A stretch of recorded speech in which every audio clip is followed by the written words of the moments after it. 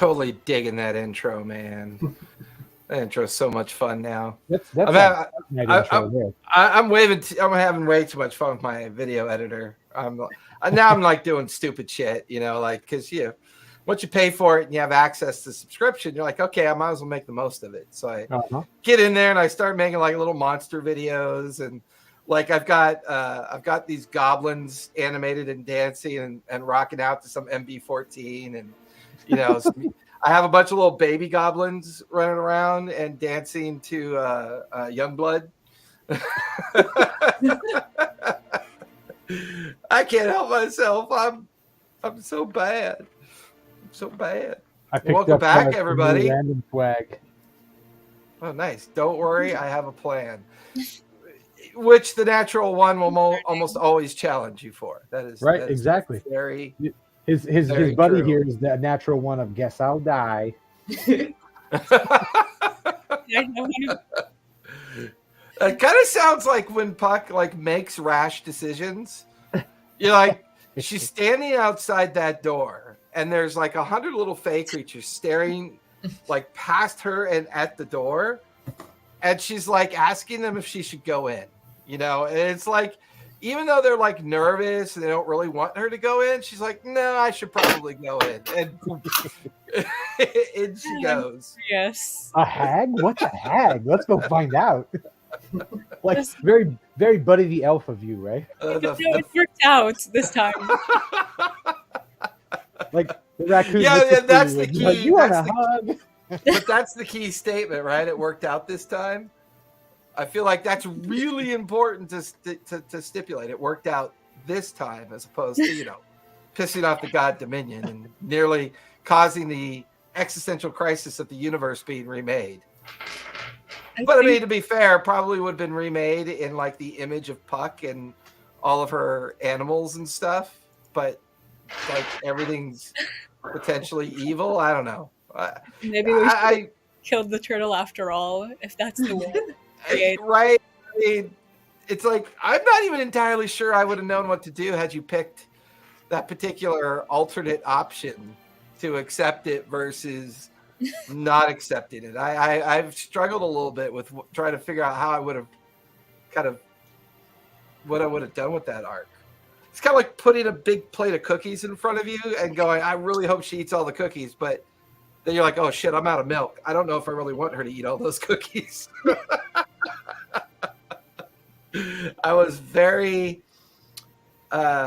self-reflecting when I wrote that piece of the arc, but it's fun because when a player trusts me enough to give me just enough to play around with and determine, some choices for their backstory, because I like Puck had a lot of backstory going on, so it's been kind of a fun playground for me to play in and figure out, what options, that could end up in front of Puck as a choice. And being a curious gnome, I'm beginning to think you might be Scanlan's female alternate as opposed to, Scanlan's traditional Scanlan. You're like a Scanlan without talent, but you keep getting in trouble. What? She's like a bard. She's like a traditional bard, right? So Scanlan is a talented bard versus Puck's kind of like doing a lot of the same things that Scanlan does, but without that kind of like bardic trope behind it. You know what I mean? Like it's a different way of playing that kind of curious, dangerous curiosity. I don't know. It's interesting. It's been fun writing for it. I digress. I've been doing a lot of writing today because I have a new Tuesday campaign kicking off next week, and I've got 3 campaigns wrapping up over the next 30 days. Ooh. So I've been, doing a lot of writing and kind of working on, helping folks get to that end. And it's, one of my Wednesday groups is about to wrap up. My Friday night group is about to wrap up, and then my Tuesday group is kicking off. They wrapped up last week, and now they're, kicking off the Rising Tide on Tuesday, which is going to be all in Marquette. And it's undead centric, and it's kind of got like a fun Diablo vibe to it. So I built it with some Diablo vibe behind it. And one of our more nefarious villains is coming back. It's going to be a Vecna related lore. So it'll be kind of fun to see what they can figure out. But at the end of every level, they come to a magic portal that takes them back to the city so they can refresh. I don't know. That's a little punitive. I don't want to punish people for the sake of punishment, but we'll see. So, where this crazy group left off, they had gone to the dinner party, and I'm actually not really considering last session a lore drop. I think it felt more like the natural curiosity of the team was beginning to tie up loose ends. Mm-hmm. And we begin to meet these academics, these travelers that seem to be traveling purposefully on the last way in to the Shattered Isles through the Veil for the sole purpose of studying the magical rifts, and possibly, we learned to discover, there is some interest in the lighthouse that has kind of been in the background of this adventure, this campaign, for almost the entire journey. Maybe not always being spelled out in great detail, but kind of being dropped in bits of hints and information as to it being like this center of what might be at stake here. I would say with the arrival to Haven and the releasing of the Dominion control over Puck, and then watching Mason abscond with one of the beacon lights, we're beginning to learn more about the possible importance of these lighthouses. They could be tethers to other planes of existence and might be intertwined with the behavior of the way these rifts are now working within the Veil itself. More importantly, the attendees at this party within the Magical Mansion all seem to have a specialty, whether one is a elven botanist, an arcane practitioner, discredited, no longer a member of the Wanderman Assembly, but seems to have worked under the tutelage of Ludinus Deleth, a very noticeable personality who has been in prison for quite some time. Other individuals that seem to be sharing both concern and detail in regards for the reasons for their journey, and the team have been given access to the Magic Mansion library, for it would seem that Professor Ella Thornbrook has been won over a bit by the interactions. And even though Sibylla Vane seems to be someone of singular purpose, we now know that she has been influenced by some of her past, and it may be intertwined with what she's attempting to accomplish, although we're not really entirely sure what exactly is being accomplished. Even to the point where Puck gained access through the interrogation and questioning of some of the nearby Fey creatures, she stumbled upon the Soothsayer's chamber. And here she had an interesting conversation as well as a fortune being told. And this Fey hag, this Soothsayer, not really seeming nefarious nor exactly helpful. But once again, Puck has seemed to attach something to her, not quite as deadly as it was before, but she definitely gained some interest. The party subdues, comes to its end. Alar Thornbrook decides to retire for the evening one by one. Everybody else is retiring, but the four of you find Spot, finally revealed, and begin to journey up towards the library. Once up in the library, well, not in it, but the four of you stand in front of the double doors that make up the library entrance. What would you like to do?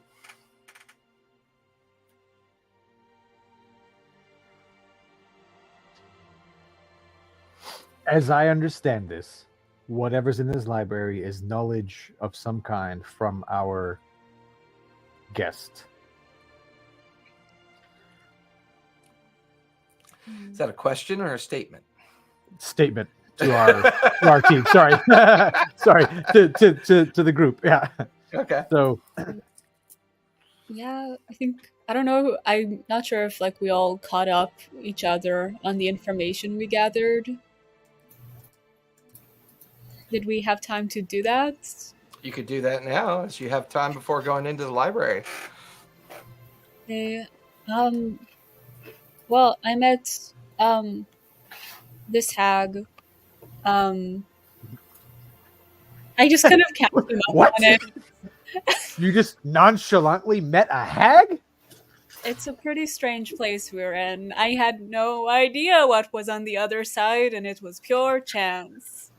Anyway, Oh my god. Pockets Oh. have all the fun. well, You're not gonna grow another tentacle arm, are you? no. Why you sound so guilty? Well, the only thing she took from me is a memory, which I don't remember anymore. But I also don't remember a lot of things because, goldfish brain. So it's not much of a sacrifice on my end. Goldfish. All right, D6 inspiration for the first roll. Yeah, I like that. I think it would. She gave me some useful information. She confirmed that Sibo is a fae. We will meet her again. Sibo's a fae? Yeah, the minion kind of pointed to her as well as not completely truthful and hiding something big. She seems to be fae. She seems to. The hag kind of read my future. She said I will meet her again, and it will be an important moment. She also said that. Sorry, what's the name of the mustache dude that scares the Mason? shit out of us? Yes, that's the one. Mason is in the throes of death, which could just mean he's a vampire, but might also mean something beyond that.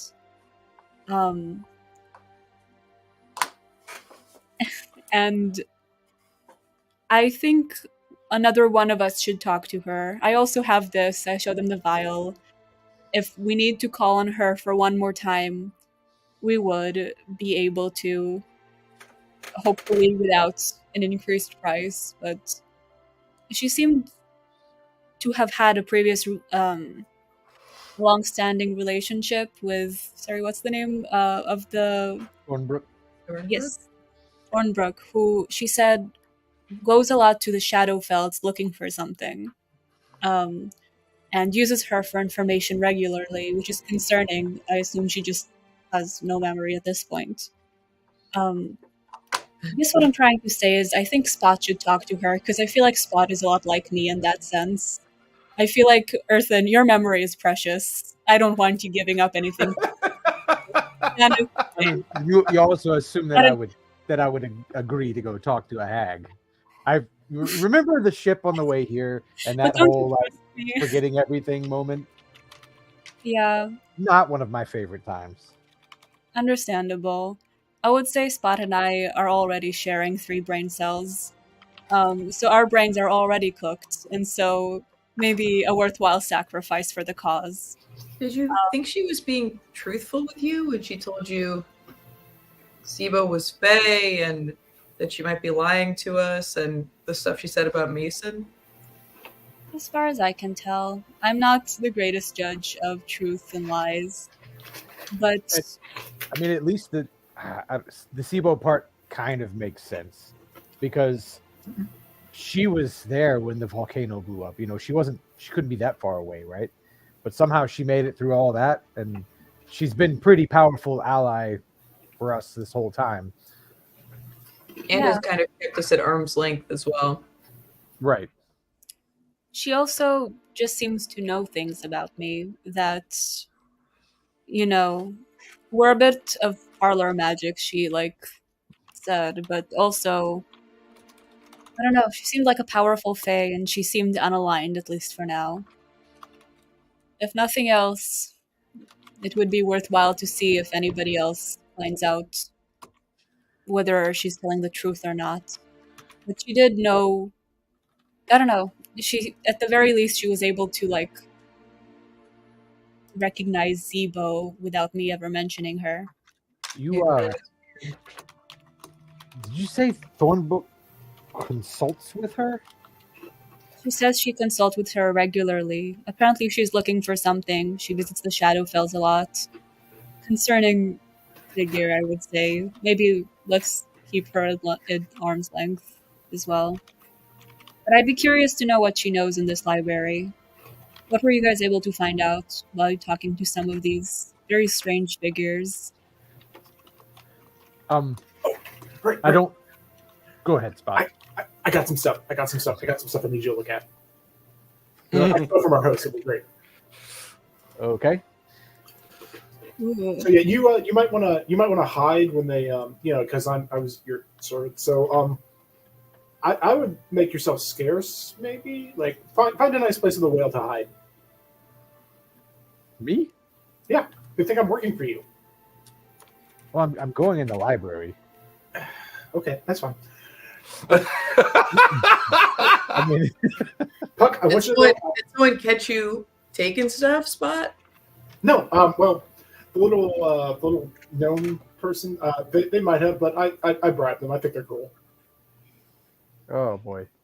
So it feels like we maybe need to get out of here relatively quickly. No? She seemed cool though. She was just kind of wandering around, like talking about her horticulture and stuff. Like it was interesting, but yeah, I bribed her with some stuff. I think she's cool. Well, Sabella is definitely not cool. Sabella is definitely not cool. She's a former member of the Cerberus Assembly, like the bad ones. Remember, Caleb was talking about he took over the group, and they're not like that anymore, right? Mm-hmm. Remember that whole thing? Yeah, she's one that didn't like his direction. She really doesn't like him at all, and she's on this trip, and she's coming here as well. So, whereas Caleb's trying to understand, at least I surmise from what our interactions with him, he's trying to understand and control in a good way, close this stuff down. I don't see anything but her trying to harness power out of this. And if Thornbrook is bringing her along for the ride, I don't know that we can trust Thornbrook that much either. Yeah, I didn't get any sort of malicious intent from Thornbrook, but the company she keeps is weird. Yeah, hanging out with a former member of the Cerberus Assembly is a little bit of a black mark. Thornbrook said to me she has Sabella around because of who her teacher was. And she gave me the name. Mm-hmm. I wrote it down. Where did I write it? Sorry. Icathorn. She says Thornbrook says she tolerates Sabella because her master was Trent Icathorn, which is it a name you know? Do I know the name, Storyteller? I mean, yeah. There's definitely a connection between Trent and Ludinus. I'd say you know the canon history of them. The falling out with Caleb, and then the eventual imprisonment by, with the success of, Aor being put back into its place and the exposure of both Trent and Ludinus,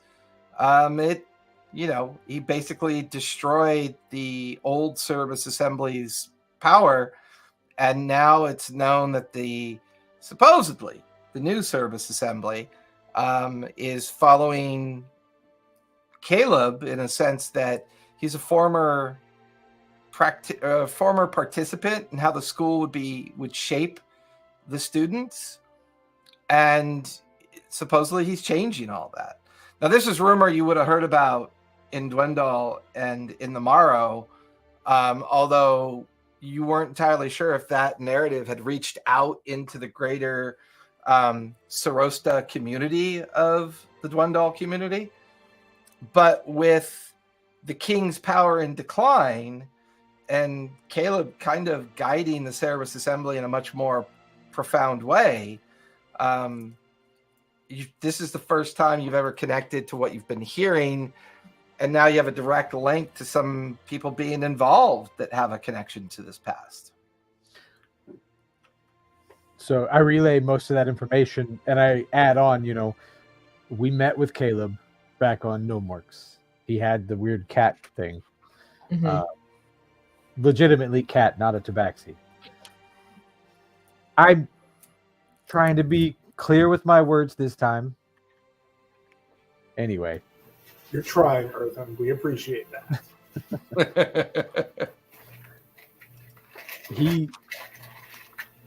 Caleb struck me. I still don't fully trust the man, but he struck me as trying to do good, trying to be better. Important. Sabella really does not like that. Sabella, she called him an abomination, and compared his cleansing of the Cerberus Assembly to a purge. I don't trust her at all. Well, the impression I got from the people here is that they're very loosely connected to one another. They kind of maybe ended up going in the same direction, but a lot of them seemed kind of disapproving of one another. Maybe we can find out more this way. That dwarf really likes you, by the way. Oh, cool. I I will be a honeypot, and this way. I may or may not have made it sound like you have multiple companions. I was talking about your pets, though. Oh, a little gross, man. A little gross. I mean, it wasn't meant that way, but I think it came out that way. So I wanted to lead with that. It wasn't on purpose, but I think that I gave that impression on accident. Well, for the record, I saw you talking to that thorn bush lady. Uh-huh. And then Puck makes like cougar noises. And like perfect cougar noises too. Spot, what did she say?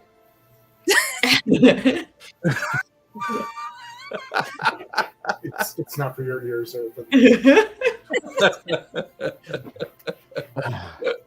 Nope. You tell this group's been playing together for almost 2 years. Learn the dialect. That's my. It's all the inflection. It's in the inflection. Do we want to like run out of here as fast as possible, or do we want to take some time and explore the library? Maybe send one more poor soul to the hag for fun. I mean, I was going to volunteer anyway, but I mean, that thing you said about the 3 brain cells, that's a harmful stereotype, but I'm willing. I mean, I said between us, so really it's not a half for both of us, if that helps. If you want, you can have 2, and I'll have 1. Oh. You do know that. He's already looking at a red light. I mean, that we're both very present and forward-looking, and I feel like between the 4 of us, the 2 of us... Actually, I don't know much about your past. That's an unfair assumption. I just felt that between the 4 of us, the 2 of us might be the least attached to, like, a material past. But also, I actually do not know much about your past. That is an unfair assumption. And I can go again and lose another memory, but very soon you will start to notice like a remarkable ascend in intelligence, which is already kind of on the low end. Yeah, I'll go. Like I said, this seems interesting, but I'm in. Do you think I could use detect thoughts to figure out what memories she took? Okay. Maybe. I mean, if is you're that interested, something possible? you can always try to talk to her without having your fortune read, but, you know, I also am not the best judge of danger and character, and as a gnome, she might have been nicer to me because I am in the Fae kind of family tree. Well, I guess I'm thinking more in perspective of if detect thoughts worked in such a way that I could see that both sides of the memory and know like what section wouldn't know exactly what was missing, but the block that's missing out of the middle. Maybe. I mean, you can feel free to scan my brain. And if you do want to talk to her, I can cast Protect from Good and Evil on you, so at the very least, you won't have to worry about being possessed. Yeah, I'm speaking to fake creatures that are immensely powerful and, not really my deal unless I'm telling a god to fuck off. That's kind of fun. We've noticed. It's been a problem. Please stop.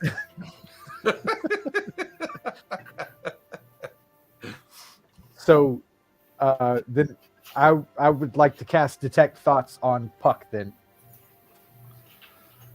So there's Detect Thoughts, Surface Thoughts, and then there's the attempt to go deeper to learn things about her. So I would be going to try and look for like a gap in memory. Like looking no for... save because you're being willing, Puck. Earthen, give me insight check with advantage as you take a moment to search her thoughts, her memories, her feelings, and see if you can find something missing. I'll cast Bless. Okay. Or I'll cast Guidance. Sorry. Guidance. No worries. That's D4. Yep. That's a 30, a dirty 30. Oh. It was a 17 plus 11 plus 2, so... Puck's mind is a mess. Theory of conjecture, aptitude tests that have failed and passed at the same time, conversations with pets, animals, squirrels, and creatures of different various concepts. And her mind is a light-hearted playground of both fantasy of her life, and there are two very distinct dark impressions that you pick up on. One is you get the notion that she still to this day blocks out that sense of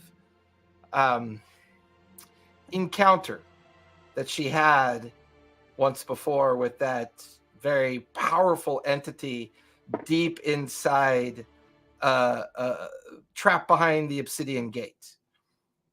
And you could see a swirling kind of protective darkness around it. So she still has that memory. The memory that you feel is missing, and it's interesting because of the way that Puck has been behaving since this encounter, is the one where she was nearly killed by the Martinet's companion. That's the memory that you find is missing.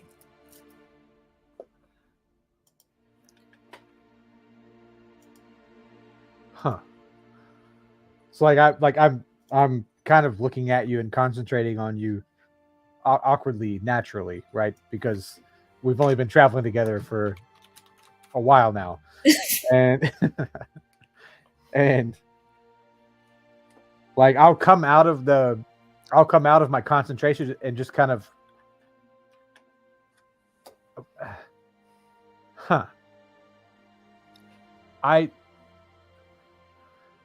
okay. I don't want to share much of what's in your mind because that's your mind. And that's, if you wanted to share that to everybody, you would share that to everybody. But I can, if you want to know what I think I've intuited maybe is the memory that was taken, I can share that. Truthfully, will my life be improved by knowing that? Or am I better off not knowing it? Because I'm okay with not knowing things.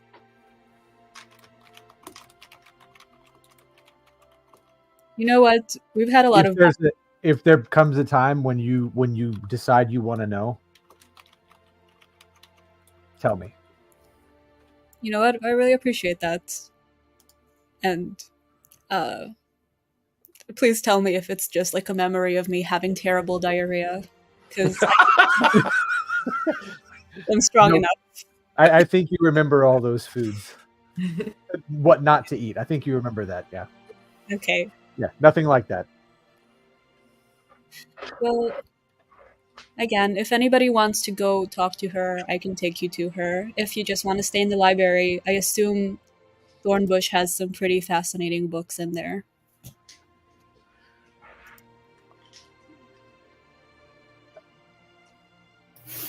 I'm willing to go if you guys think there's more information we need, or I can steal things from here. I mean, I'm loath to steal from a library. That seems a little gauche, but you know. I mean, all we need to do here is read them, right? Yeah. I mean, and we might be able to come back here if we don't mess this up too bad. It's your call. Whichever you feel like. It's honestly, it's your mind, and I can't guarantee what she will do. So it's up to you guys. I'm fine with putting it on the line. Again, I'm a monk. No thoughts, head empty. I mean, mind empty. Right. Hey, man, you said it, not me.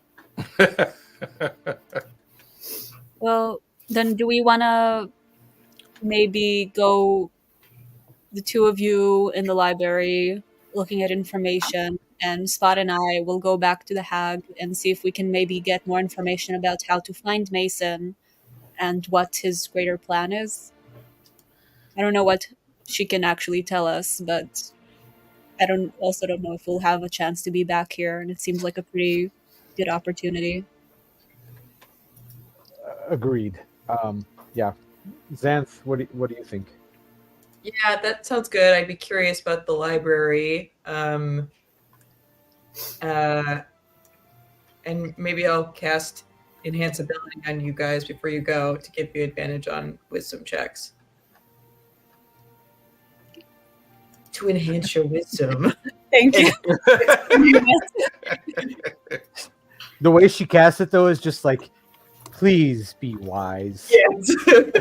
Like, she puts her hand on her head. It's like this, please. Oh, chaos Please. goblins. All right, so I'll cast it on you both. And I'll cast on Spot Protection from Good and Evil. So you are extra protected, blessed, and wise. Incredible. Would you guys mind posting? Plus is what, a +4? Who's blessing? She used guidance, not bless, earlier. Oh, okay, guidance. Okay. Yeah. Maybe I should actually give you bless instead of enhance ability, because that's plus a d4 to saving throws, and wisdom. Enhance ability is just for wisdom checks. That's a good point. How long does each one last? It only lasts a minute. That's the problem. Enhance ability is an hour, so I'll just give you guys that. Fair enough. So what's the plan?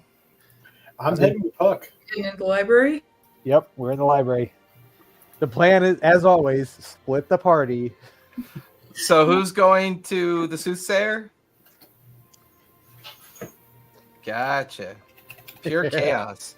As Puck and Spot head upstairs, Xanath and Earth, and stand in front of the entrance to the library. The doors are shut. What would you guys like to do? I'm just going to open, or I'm going to try to open the door. As you reach out your hand, they just kind of slide open. And when you look inside, you're staring at a figure in the middle of a room. Yeah. All around them are swirling books, items, but they have a very kind of transparent, magical look about them. And there are a couple chairs in here, like oversized chairs for you to sit and read if you choose to. But everything behind the figure and immediately around the figure is vacuous. It's just energy and a shroud of books, scrolls, and other things just slowly swirling around her. And in kind of a very flat voice, welcome to the library. How may I be of service? Well, this is not what I expected, but it's kind of cool. I'm sorry. You'll have to direct your questions in more detailed manner. I'm not sure I understand your question. Do you have any books on Mannheim? Groger Mannheim. Groger Mannheim is a reference to a long-lost city in the far southern reaches of Marquette. I have limited information and dictum in regards to this location, as most of its history has been lost to time. I do have a small volume of books, 3 of them, that describe the flora and fauna and regional geography of the Runadam Desert and the Panhandle Sands. Here, you may find the evidence or information that you are requesting. Is this some kind of a trick? I'm I'm looking at Xanth, just directing that to Xanth, like. I've never heard of that city before.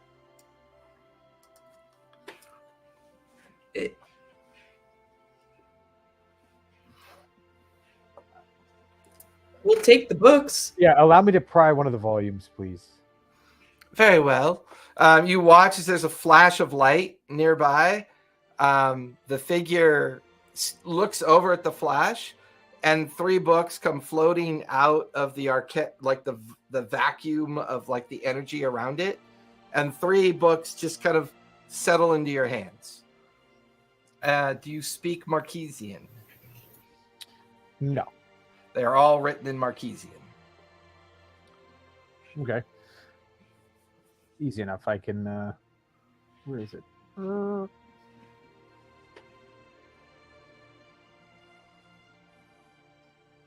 Yeah, comprehend languages. There it is. I was like, I don't think I got rid of that spell.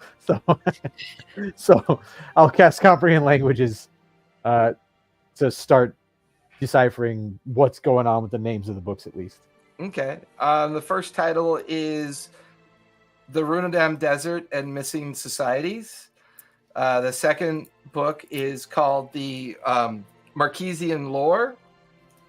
And the third book is General Principles of Geography of Eastern Marquette.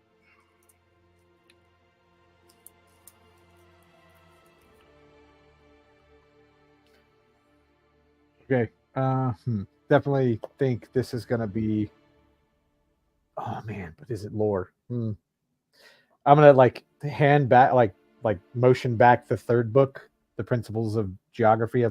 It's a geography book. I don't see any use for that one. Very well. The energy absorbs it and it disappears into the ether. I'm gonna look at Xanth. So I have the Runadam Desert and Missing Societies and Marquesian Lore. I'll take the first one and try and do an aggressive skim of the index.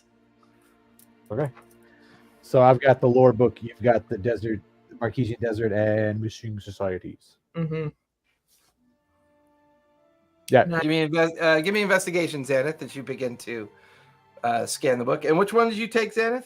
I took the first one. The Runadam Desert and Missing Societies. Okay. That is a 14. You find a very simple entry that talks about a society of masons that was responsible for the construction of a large city deep in the Runadam Desert, a city of no real particular consequence, and just kind of very mundane kind of historical information about it.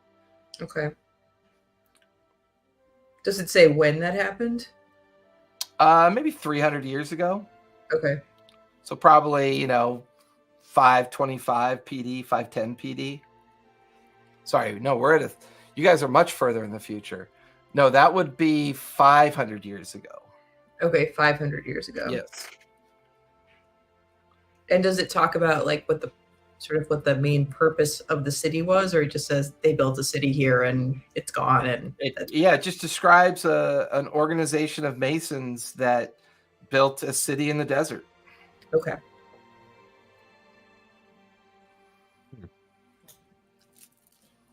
I'll information here.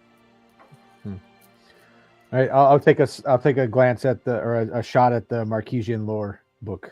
Okay. Give me investigation as you start And- kind of scanning it. 14 plus 7, that's a 21. Yeah, his last name, for whatever reason, is linked to a famous Marquesian sausage dish.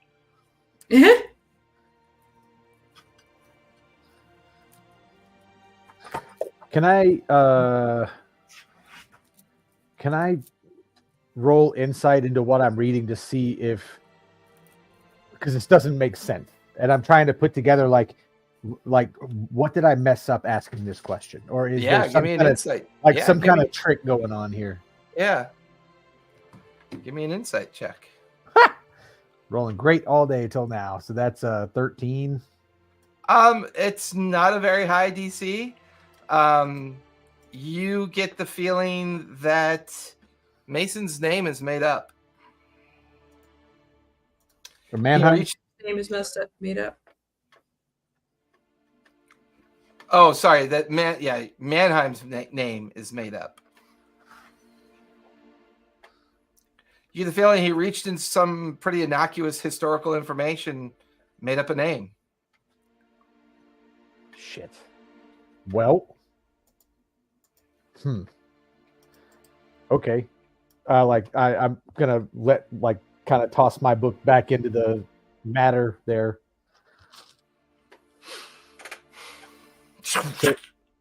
It was a He fake turns name back all to the along. void magic. The fake name all along. All right. There was something someone mentioned to me at the party. They made a joke like there could be more than one of Mannheim running around. There's a brief remembrance of the party as Alara made the joke in your mind as you reach back into your memory. Zenith, you remember. It was almost as if there was more than one of them. Fake name could be duplicates or could be multiple people. Crap. He's described with the same appearance, though, everyone we talk to. Think back to when we were hiding at the edge of Thane's Reach, and we saw it, who was described to us as Mannheim, that crazy guy from Gnomeworks who was hiding in the temple. He was there. They stuck that worm in him to get information from him before we had to leave. Mm-hmm. But they called him Mannheim as well. Yeah.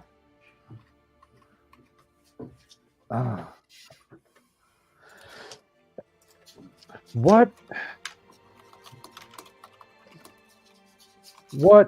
do you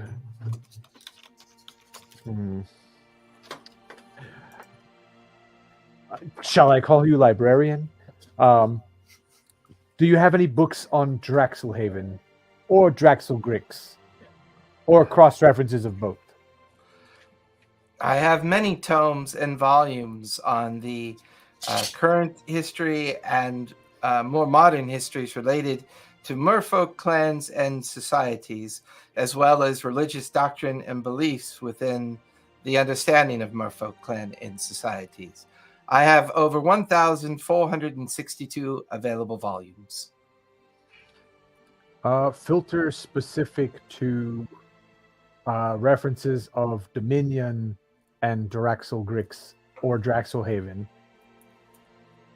Sorry, the term dominion is speculative and describes a condition or feeling or a possible location.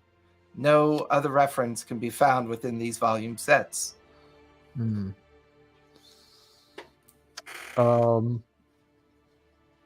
What else did they call that? The eye? That eye mark. Remember this? The eye. Okay, references to an all-seeing eye with Draxel Grix or Draxelhaven. No cross-referencing located. Although I have found a single volume in relation to the all-seeing eye and the Dominion conspiracy. I'll take that. You watch as a scroll floats out and in front of you. Cool. I'm gonna, before I touch the scroll, I'm gonna strum my my lute and play a little detect magic, just in case.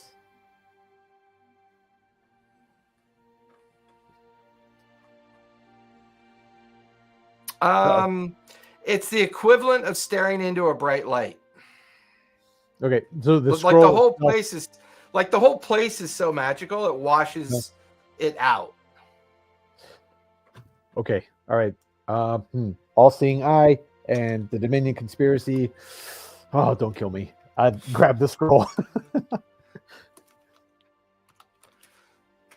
As you grab the scroll, it is a image. It feels very old to you. Give me investigation as you look at it. Xanath, you would look over Earthen's shoulder. So give me religion as you look at it. All right.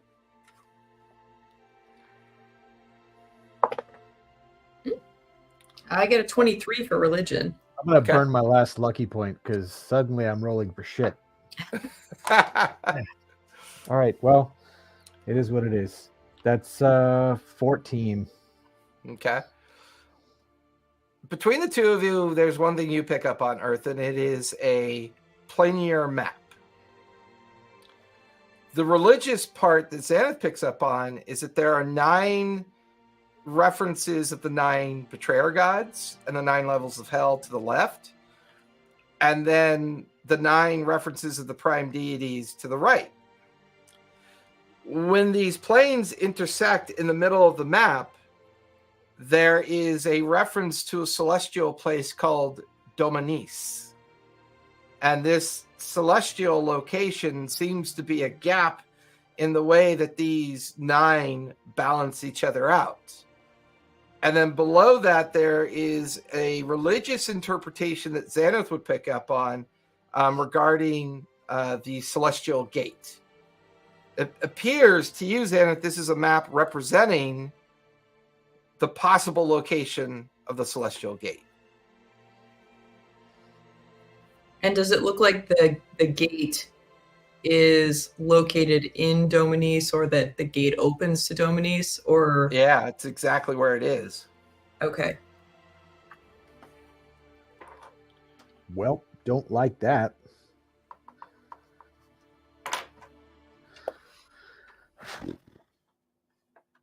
I wonder if that could be where Puck is pulling her power from now.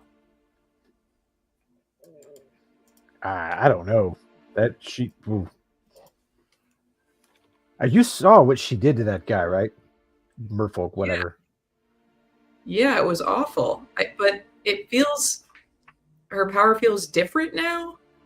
And I don't really understand why she can still invoke it.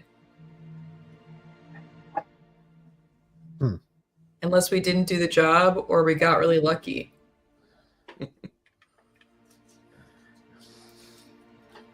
Well, there were... He had...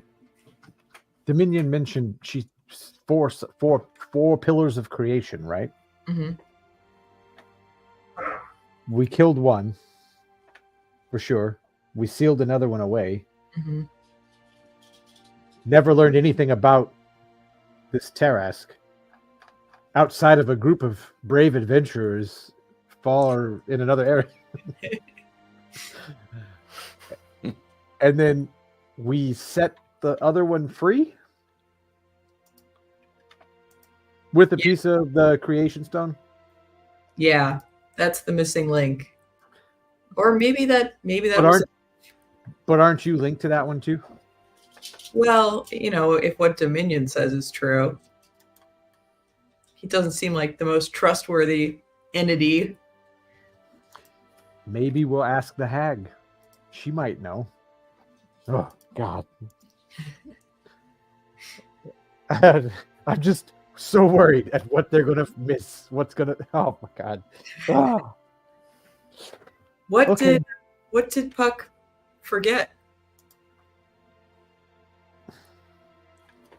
Or don't you want to tell me? I would rather let her decide that. All right. I mean, having the ability to poke around in people's heads is one thing, but just because you poke around in there doesn't mean it's like free reign to share it with everybody.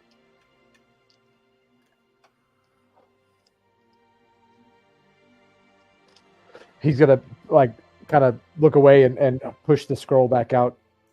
Oh, what next? What next? Vampires. Anything about vampirism, curing vampirism, ending vampirism? Inquiry made. I have over 82,941 volumes in regards to vampirism, fable, lore, as well as superstition and known occurrences. Do you think that Blackthorn is going to be able to see everything that we searched? Oh my God, she just made a browser history reference, and that was genius.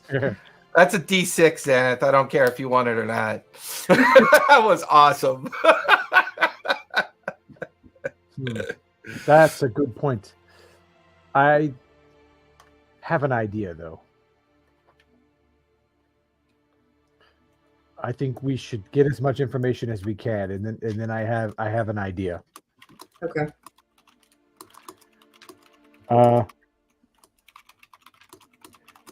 The tome of known vampirism, known instances of vampirism.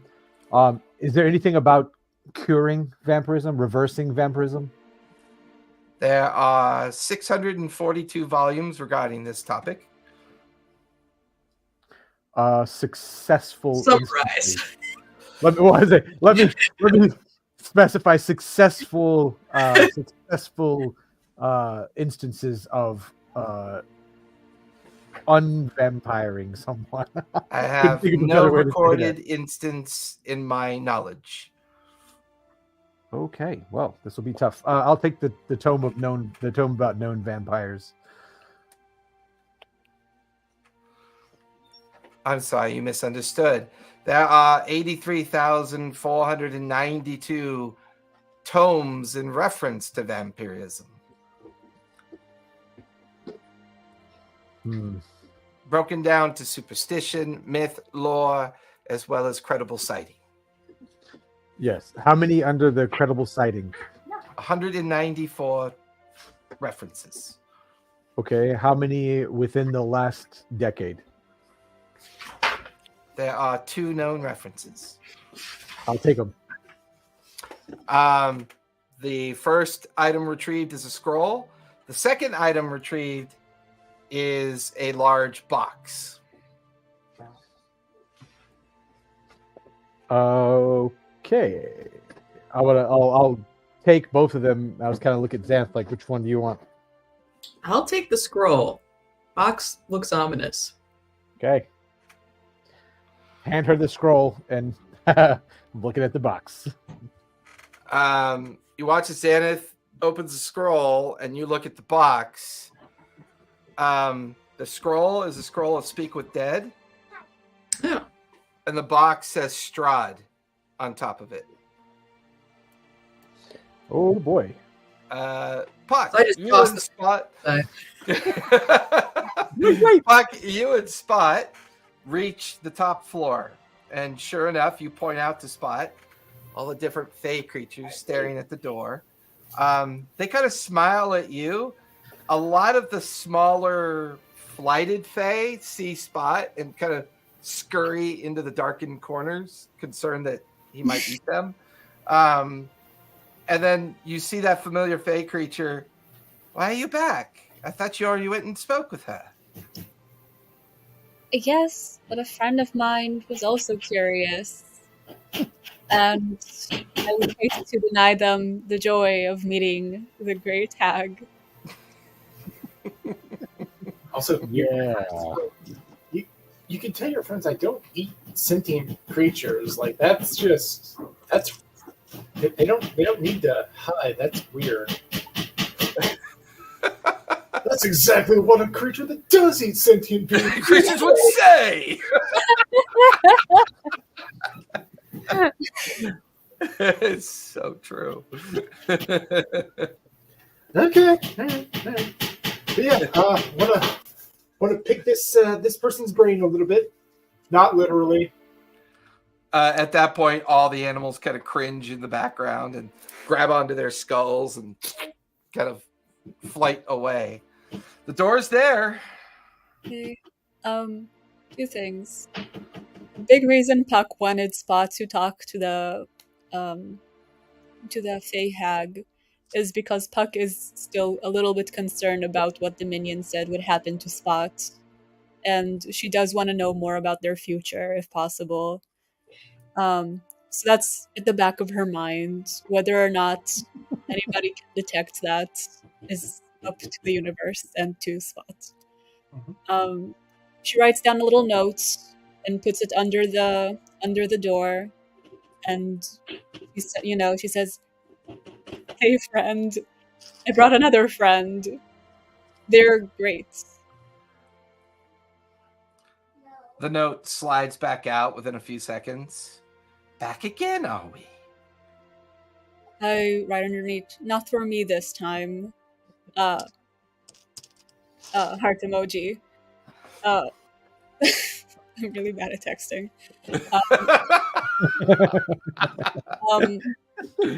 But they are a creature that appreciates the wild, and so I believe the two of you will have much to share.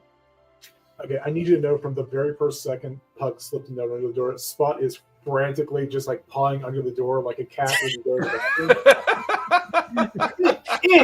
Let me in!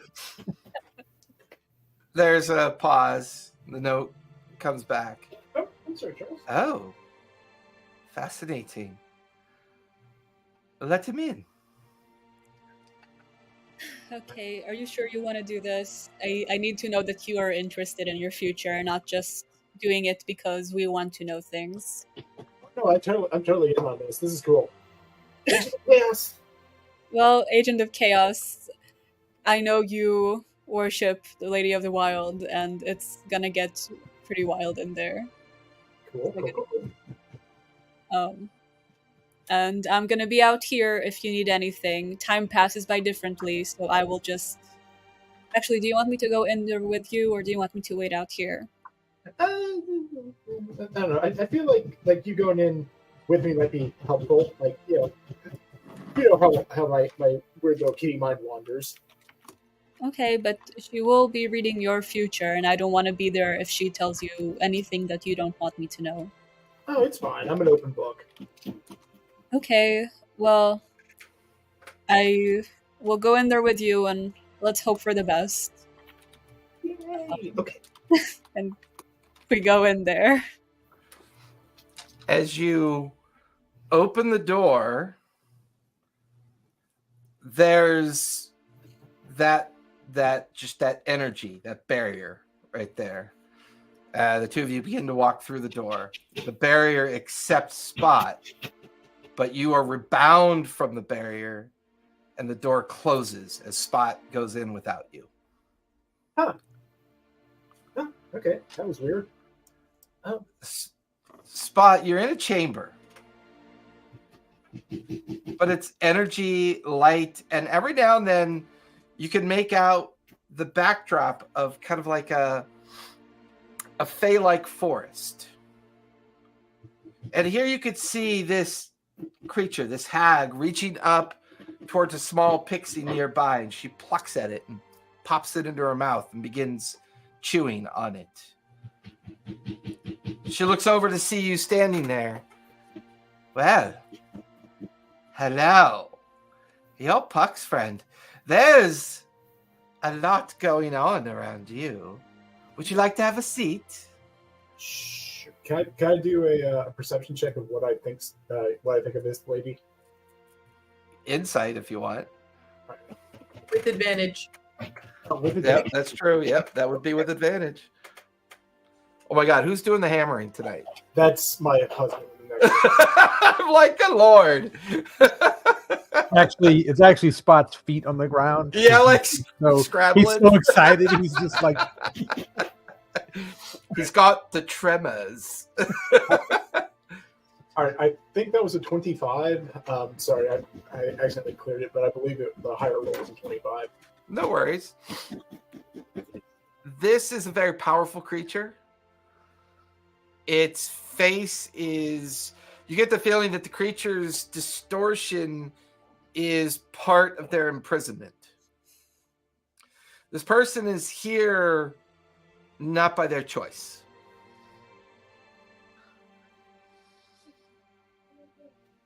Sorry, I'm trying to strike a balance between. That's fine. But, all right. So, forgive my impertinence here, but what's keeping you here? You don't strike me as someone that's doing this of your own volition. Oh, it doesn't really matter. My agreements are my own. Please, sit down. You're here to talk with me, are you not? Your friend Puck.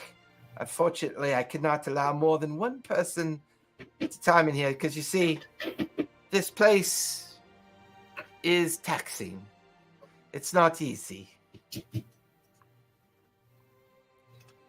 I want to take a look at the chair she's waiting there to just see if there's anything that strikes me about it. It looks like it's just a wooden chair that's been made out of gnarled roots and twigs. Mm-hmm.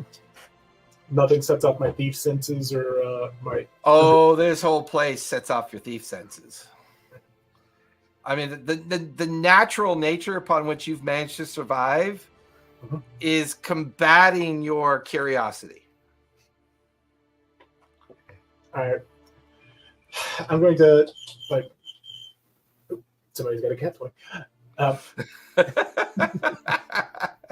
perfect fitting the setting. Right? Like a little red dot suddenly. The hag is just over here like tinkling things, like to distract you. I'll take a seat and just kind of, start passing a coin between the fingers on one paw. She kind of hovers in front of you, her mask kind of squatting down in front of you. She's quite large, tall, very purposely trying to be overbearing in her appearance. The big tree behind her with the many different glowing pixies floating in and out. And then like the barrier itself, almost like a kind of containment. And her pudgy hands open to reveal a stack of coins that she puts on the small wooden table in front of her. And she lets the coins kind of tick. Do you believe in luck? Well, yes, obviously. Oh. Would you like to pull a coin? And she slides the coins out, and there's about a dozen of them lying flat on the table in front of you. There's no representation on the upside that you can see, but they just seem to be very normal brass coins. Can I do I notice anything again? Like, can I investigate or do a perception check on those just to see if anything sets off my thief senses more than any other? Just something is out of place about one or more. What's your passive perception? Passive perception 19. 19? They look to almost be like tokens. All right, so there's nothing that distinguishes one from another from what I can see. No, they all look exactly the same. All right, I'll reach out and draw, let's say, the fourth one on the left. You reach out, you look, and as you draw it, her hand comes down on top of your hand so quickly you don't even notice it until it's there. She closes your hand around the token and grabs your hand with her hand, and the two of you are sitting there kind of awkwardly holding hands in a very weird way. You watch as with her other hand, she grabs up the remaining tokens, and you hear a jar lid get pulled off, and you can hear them being clinked into a jar lid that she then reseals. In your hand is a token. It could either tell you the truth of yourself, or it could give you a possible outcome to your future. However, there's a cost. I'm waiting. Would you be willing to pay this cost? I suppose it depends on what it is. Well, if you keep this token and take it with you, I would require nothing more than a small drop of your blood. That seems kind of unusual. What for? Oh, it's not important. It's just the cost of learning your fate. Of course, if you don't want to, I could just take the token back. I mean, do you have any... The dangling cat toy in the background really sells this moment right now.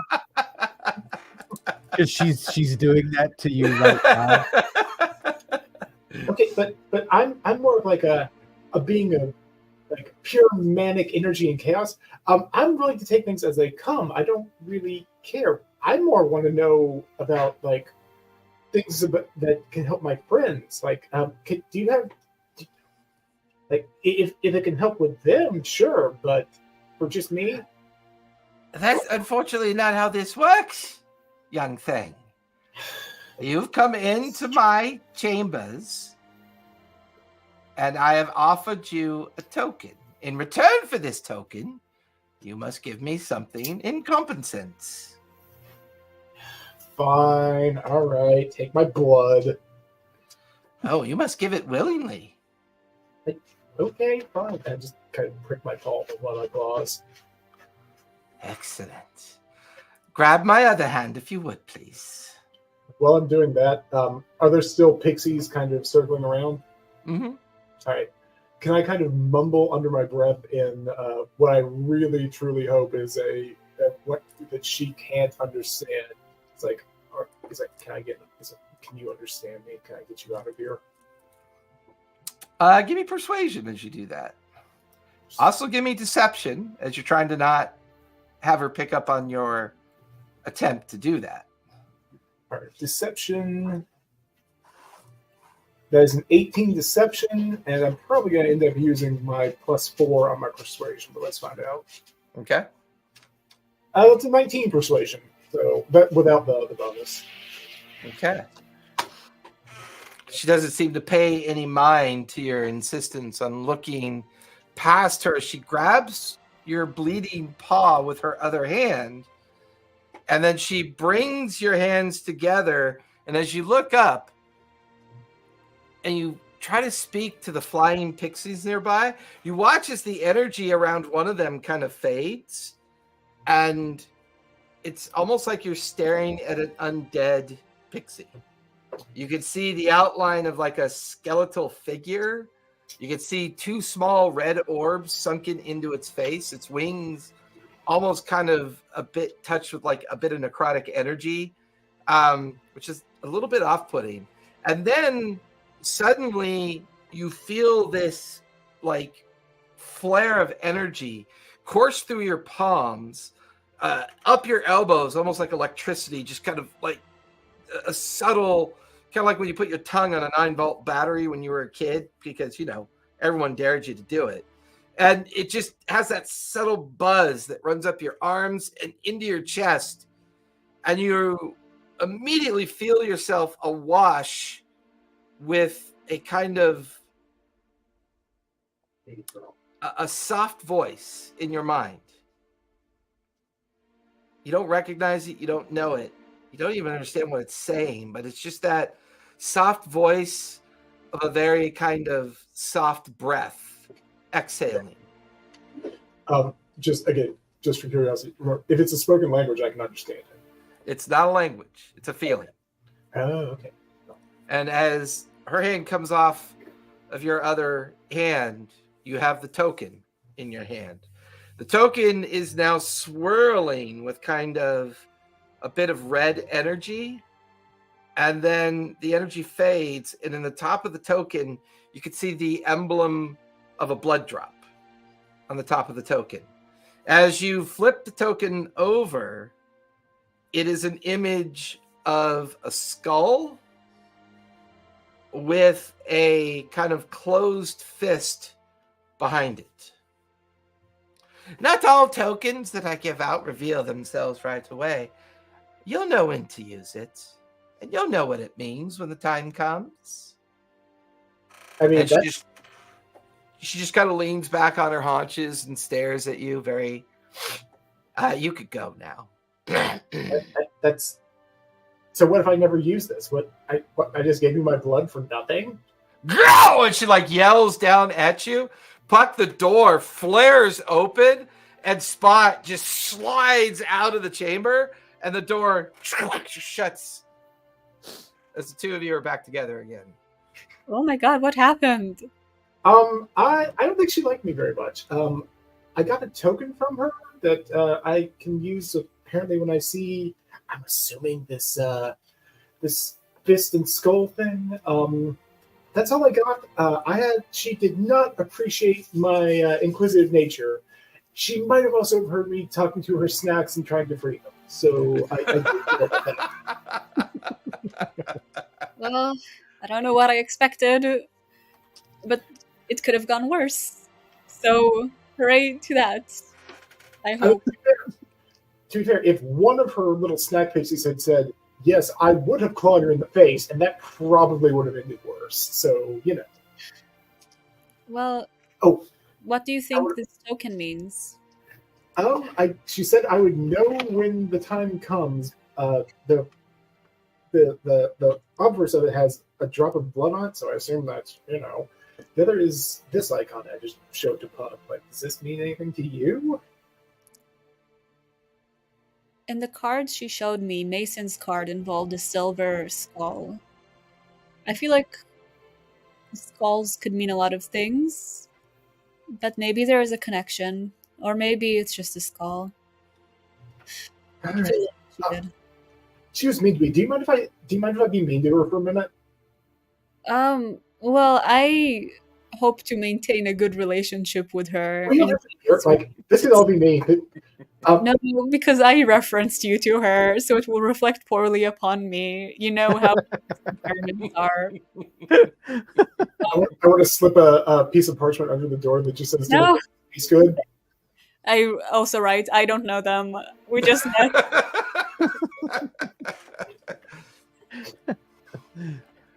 Back down in the library, Zenith, you hold a scroll, Speak with Dead. Earthen has a box with the emblem Strahd on the box in Cyrillic writing. Didn't you mention something about a Strahd before? Yeah, we've seen references to him as a very old vampire, and the castle that we saw that Mason was in looked potentially like Strahd's castle. Huh.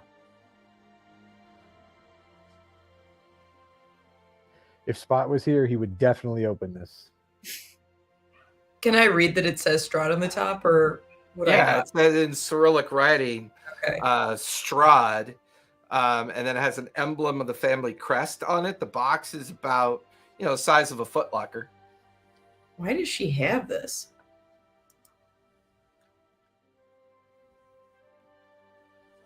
That scroll, you said it's a Speak with Dead. Is it a plain Speak with Dead scroll? Just straight Speak with Dead.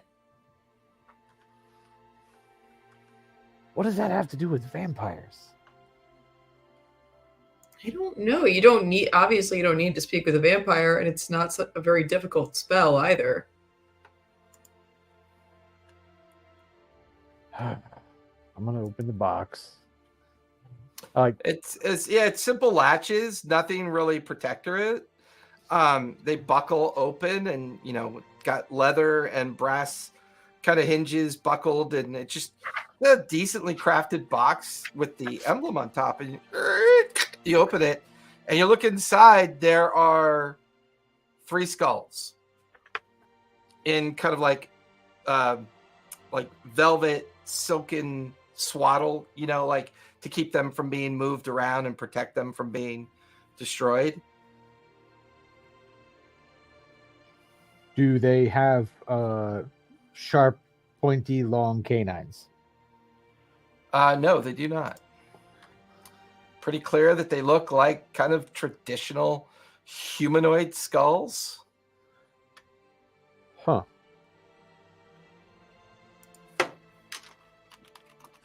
What are the skulls for? Whose skulls are these? You think she speaks to the skulls?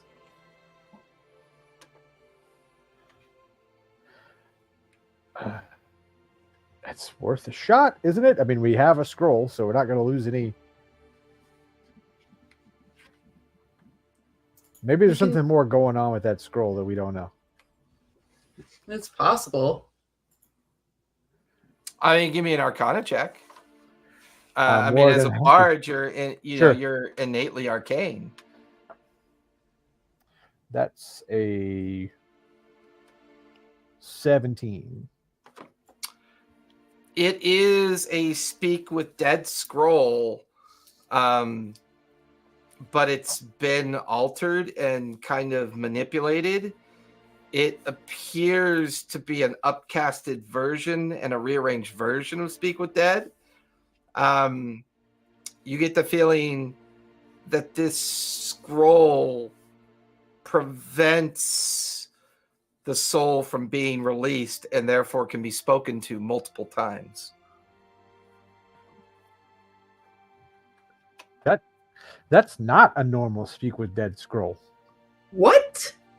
No. There, see, like I'm gonna point at some of the enchantments are like this here. This scroll holds the soul indefinitely. It's like a one-way call that they can't hang up on. The spell's not even supposed to. The spell, as I know it, isn't even supposed to bring the soul to the body. It's just, sort of a memory of the soul. That seems like pretty dark stuff. Yep. You want to try it out? Yeah. We got to figure out which skull to try to use it on, though. Even if it works, but there's 3 skulls here. Mm-hmm. Does this scroll seem like it works once or multiple times? It does not appear to have the arcane sense that it will destroy itself. Okay. But it also is strong enough it could have limitations. And is there any difference between the 3 skulls that we're looking at? Like any? There's variations in size. Give me a medicine check as you focus on it a little bit more specifically that way. Right. That's a nat 1. So that's an 11. The differences are very subtle, but not enough to give you specifics. Okay. Can I look inside the box and see if there was any more detail referencing what these might be besides the crest on the outside? Since you asked and you had a pretty high insight previously, the one thing you do pick up on that the swaddle of the silk that they sit on, underneath it is dirt.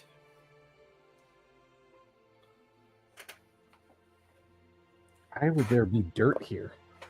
I'll roll the silt back, and I'm gonna start like pushing through the dirt, see if there's anything else inside the box. When you touch the dirt, it's so cold it almost burns you. Shit! Don't touch the dirt. The dirt is I wasn't gonna touch the dirt. it's so cold. Ow! Ah. Like these vampire skulls, but cold dirt, modified speak with dead, a soul being held inside of a skull. Is it possible that these are undead? Only one way to find out, but which one do we talk to? Let's start on the left. Well, hang on. I have an idea. I'm going to dump the box over. Just flip it completely over. Nothing comes out. Huh. Skulls are still inside. The dirt doesn't come out. Well, that didn't. Huh. Let me try it again. Nope, they stay in there. Okay.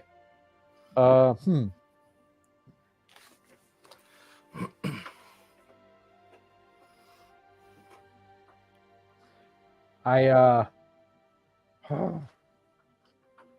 gonna pick up the skulls and just like roll them around in my hands, look at them, see if there's anything else that's on there.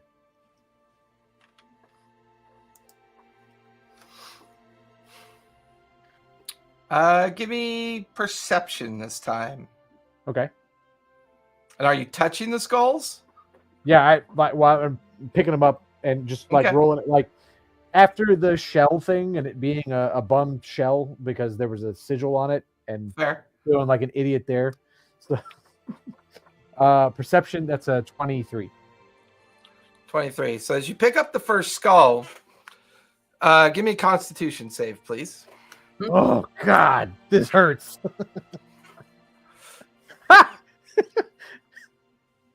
Guess I'll die. What'd you get? Oh.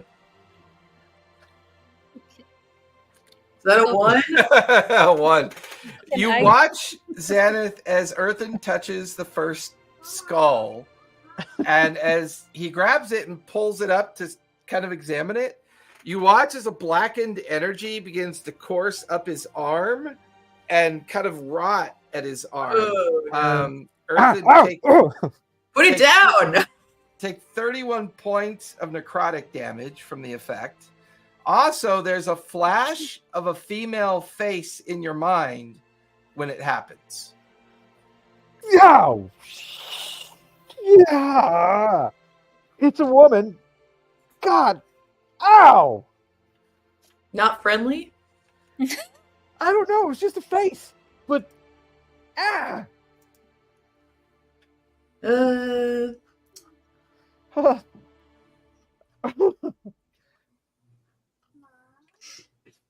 My dog smelled the necrotic arm and came over to lick me. I'll do a cure wounds on you. I guess. Jesus. And you Yeah. watch as kind of like there's a hint of yellow jaundice in Earthen's eyes. His just little pieces of his skin around his eyes are kind of flaking away as well. Does it seem like, from looking at him, like something more than just like some necrotic damage? Yeah, because as you cast the heal effect, you watch the damaged skin kind of heal, but his overall physicality still remains kind of, sickly. Can I make a medicine check? Sure. What did I do to me? Oh, I have D6 inspiration. Okay, that's 17. He's showing signs that he's been diseased. You're diseased and it's so late in the day, Earthen. I love that. I feel so sick right now. God damn it, greater restoration. And you watch as his face kind of normalizes, the skin color coming back to his arm as you cure disease on him. Oh my God, we're a spot when we needed him. Gee, yeah. Whew. All right, so we don't touch the skulls. No, But a woman. that one was a woman. Vampire or just a woman? Could you tell? Couldn't tell. I think it was just a woman. All She had a right. very severe, you remember her having a very severe look. She had deep, deep brown eyes. She was wearing what you would consider like a magistrate's attire. And she had like a kind of a hammer sickle emblem on a medallion that she was wearing around her neck. She did not seem to be local to any group that you've ever known to be within Greater Alexandria. She definitely looked very different, I couldn't tell but you where not affected by any kind of vampirism either. I couldn't tell you where she was from. Hammer and sickle on her necklace, brown eyes. I didn't see any signs of being a vampire, but gosh, that hurt. Okay. Oh, Are you up to trying to talk to her? of course. Okay. I'm up to talk to anybody. I'll pull back up the Speak with Dead scroll and try to cast that on the first skull. All right, let's go ahead and take our 5-minute break. And when we come back, we'll do the second half.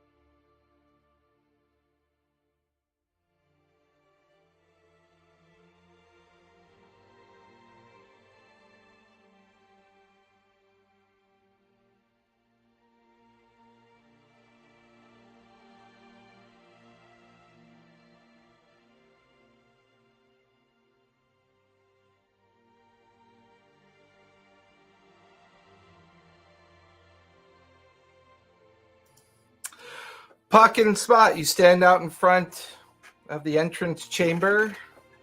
No response from the attempted sliding of little notes underneath the door. They go under, don't come back. Okay. I just write the last one of like, I apologize for inconveniencing you, and walk away. So that was a bit of a bust. I did not like her very much. She seemed rather angry. And do you know if those pixies are like sentient beings? Because that's not right. I mean, we all eat meat. Yeah, but like mine can't talk to me barring the spell. Puck holds her tongue. Yes, no, they can't. They can't talk, so don't think about it. Oh man, this is a really good time for me to be a monk, and I don't actually have to eat anymore. That's great. No, listen, the way of the world, right? You're an agent of chaos, and she is chaotic in her presence, if nothing else. I was hoping you would find something in common, but chaotic agents sometimes also hate each other. So this also kind of makes sense. I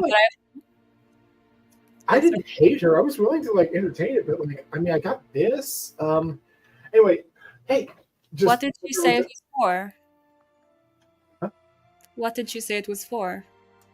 That I would know when the time came, and that I would like.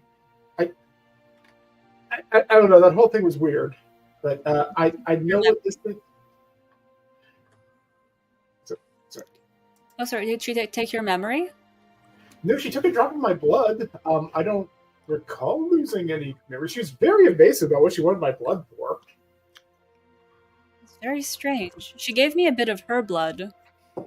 I did not get that. Not that I noticed. Oh. Well, I'm sorry for that. Let's go back and see if we can still get some information from the library. Gonna like look at some of the like fake creatures around there. Are the pixies like? Are they intelligent beings? You can tell me. They just stare at you with the fright of just not wanting to be eaten. I'm not going to eat you guys. If she's eating like thinking creatures, I might do some, just kind of flex my claws. They cower in the shadows. Oh, you guys are the worst. All right. No, it's tough being a cat. Puck, as you and Spot head downstairs. We go to the library? Yeah. Is the library downstairs? Yeah, because you're at the very top. So as you head downstairs to the level that the library is on, the two of you open the doors just in time to see Xanath complaining about having to use a spell on Earthen, and they seem to be having a discussion about skulls in a box.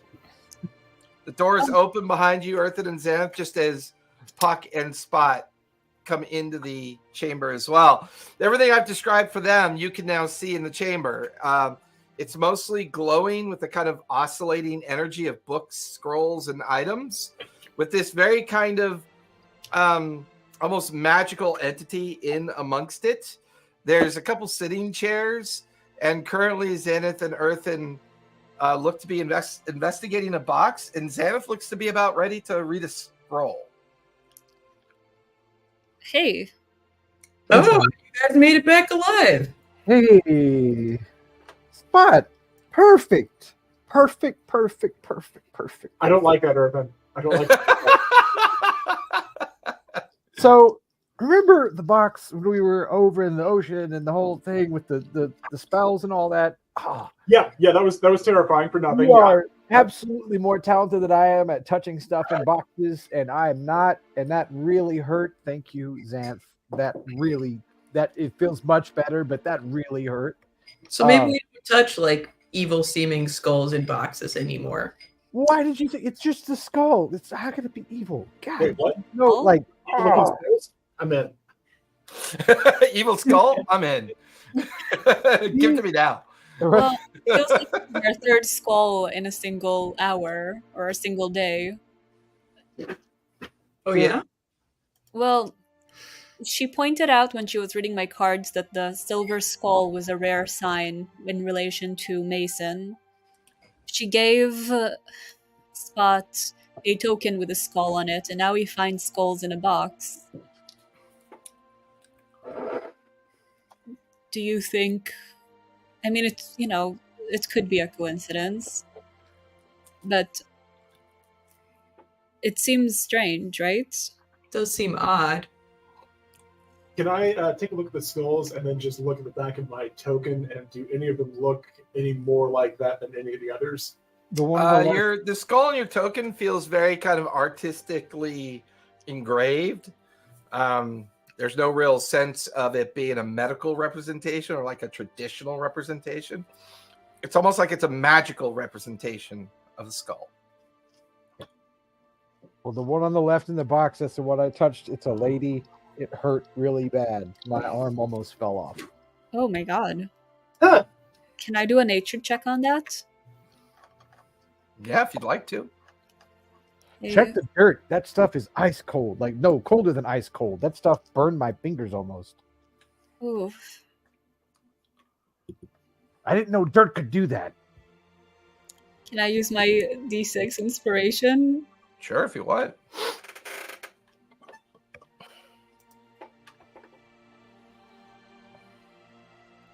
Rough. That's a 15. Not bad. Bad. It's magical ice dirt. You get the feeling that it's being used to preserve the skulls.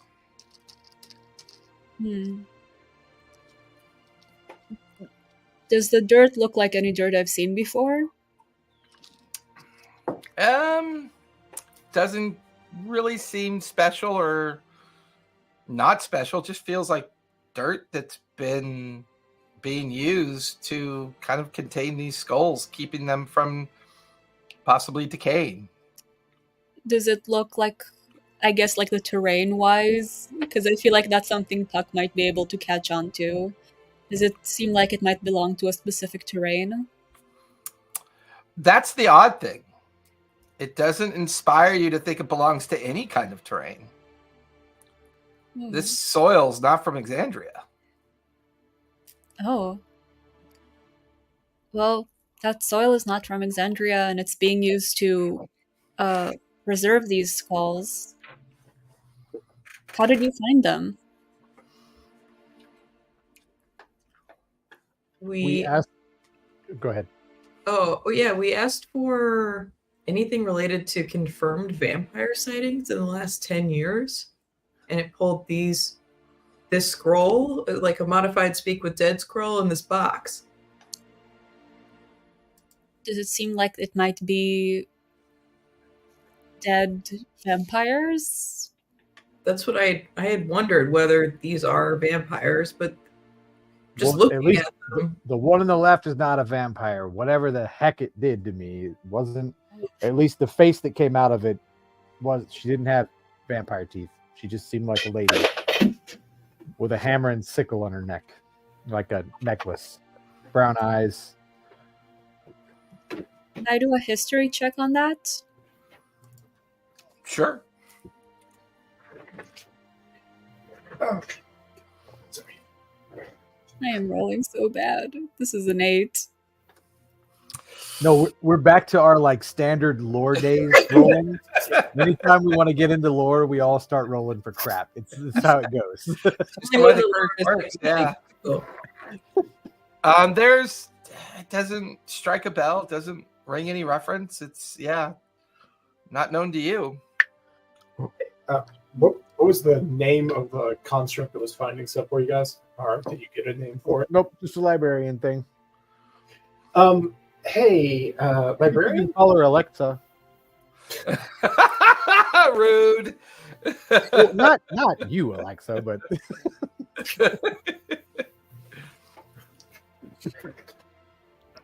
All right.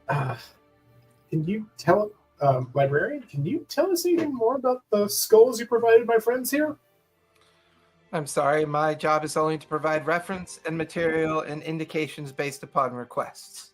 I do not carry or harbor personal information or knowledge regarding these requests. Can you respond to visual stimuli? If I show you an object, can you respond with information about it potentially? I can do this. Okay, cool. I'll come back to that. I'd like to. Can I go investigate the skulls and just see if I almost kind of want to do like a sleight of hand, like if I notice any like underworld or like criminal underworld symbols or anything in either in the dirt, in the boxes, or on Are you the touching the skulls? One more time. Are you touching the skulls? Not yet. Actually, I got Sleight of hand would imply that you are. Sorry.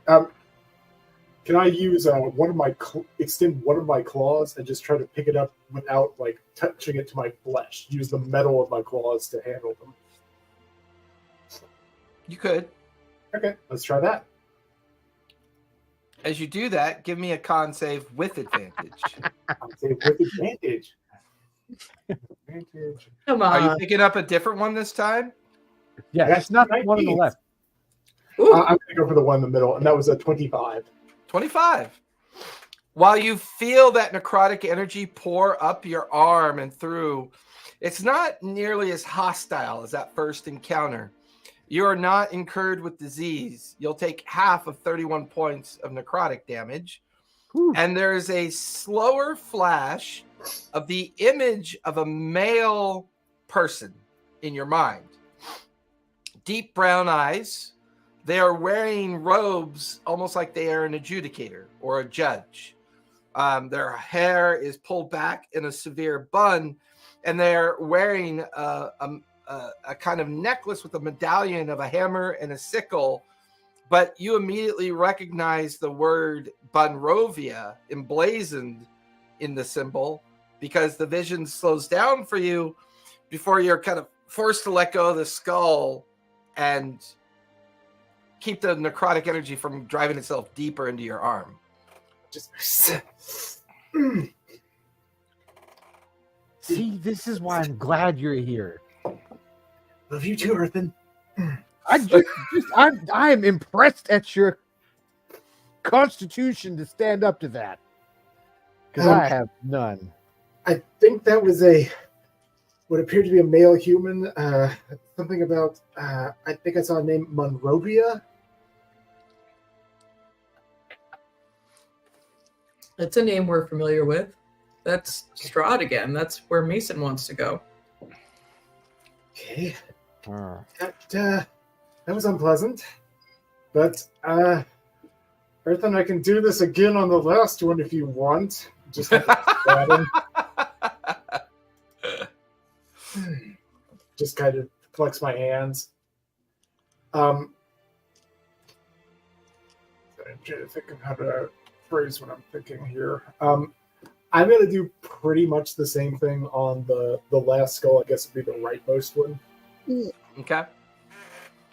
Give me another Constitution save with advantage since you're using your claws to avoid direct contact. That sounds good. That is a 17. 17. You'll take 31 points of necrotic damage, and you're currently diseased. You guys, Xanath and Earthen, you see the spots under the effect similar to what Earthen was under. Hey, on that, I can't be diseased because I'm a monk. There you go. Hey. So you do take the necrotic damage, but you are not diseased. I forgot you're a monk. Keep thinking you're a rogue every time I think about your chaos. So the necrotic energy does affect him, but not prolonged. There's a flash of a third face in your mind, but it's a bit quicker. It is of a very young, almost like farmhand in your mind. Blue eyes, brown curly hair, wearing the attire of a farmer, maybe a teenager, like 18, 19 years old, and then it fades. And this particular skull is slightly smaller than the other two. All right. I just tell that to the other guys. I think this was a teen or an adolescent. I'm guessing on that. Fancy. I don't really know how you humans age, but I didn't really get anything. He just looked like they looked like a farmhand. They were kind of clad in the laborer's get up, much younger than the first one I picked up. But that's it. Nothing other than a farm and this much younger person. So wait, what color eyes did you say that one had? Blue. Okay, the lady I saw definitely had brown, very, very brown eyes. Oh, did I notice the eyes on the older male human? Apologies if I. Yeah, they were brown. They were brown. Okay. The other, the older one, the center skull, his were brown as well. I don't know if that matters, but. Do you know anybody? Well, never mind. You're Tabaxi. That's not normal. It's not normal. But if these three were related, they're not related, I guess. Well, They could be. Just want to pull Earthen aside and just like, Earthen, I'm going to show you this thing that we in Orestos call a Punnett square. It is entirely possible for these two to just go off in like a 20-minute side. So it is unlikely, but it is fully possible depending on the attributes of the parents. I'm not saying one way or the other. I'm just saying it was an opportunity to prove you wrong. I don't get that very often. Go ahead. Oh, sorry. Well, something again.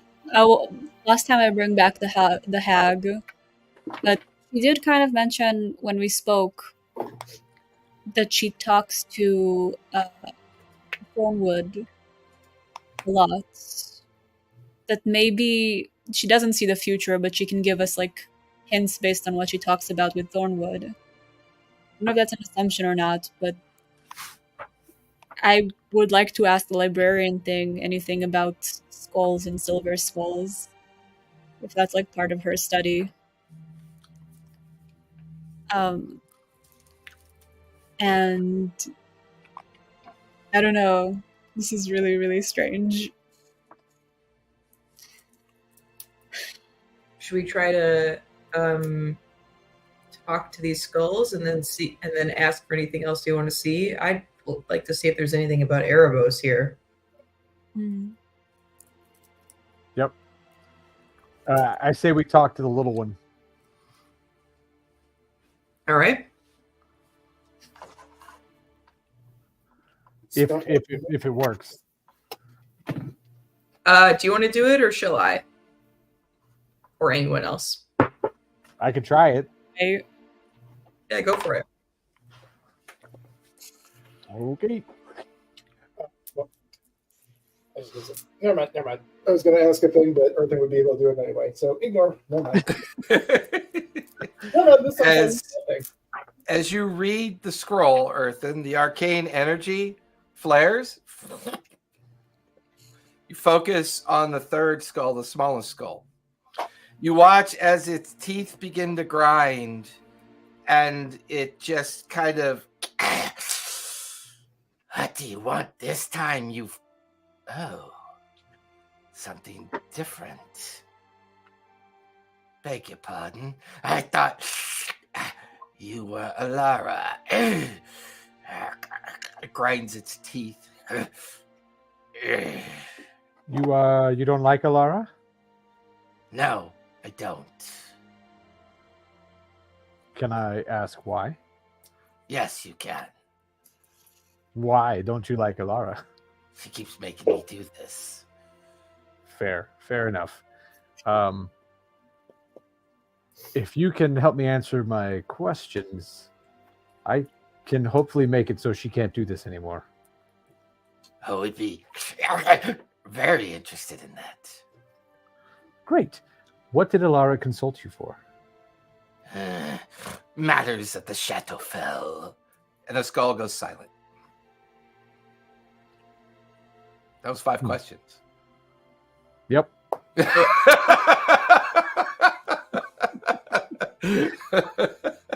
But this time you don't get the sense that the soul is freed, Right. and therefore you might be able to ask it more questions. Are you just?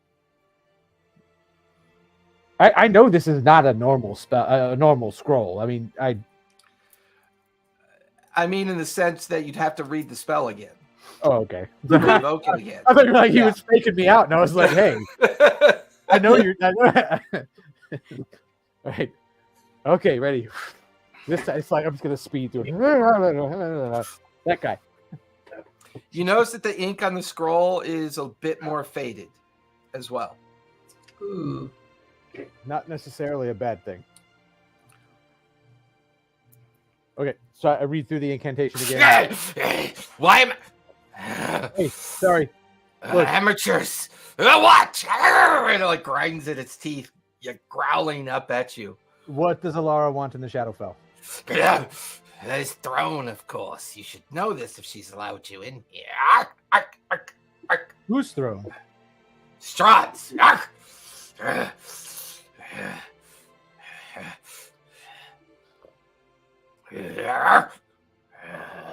Perfect.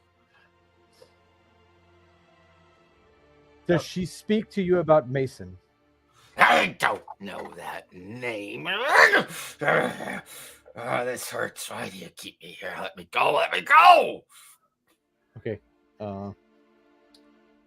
You were saying something, Spot? I just want to like kind of wave at him, and then just so that we can't be misinterpreted, just write on a sheet of parchment or something handy. Just would destroying the skull set you free, or would destroying your skulls set you free? Would destroying the skull set you free? Yeah. No. You must return the soil back to my crypt where I was buried. Where Right. were you buried? In Bonrovia, that cemetery, Strahd's castle. I was his very first victim. And the skull goes silent.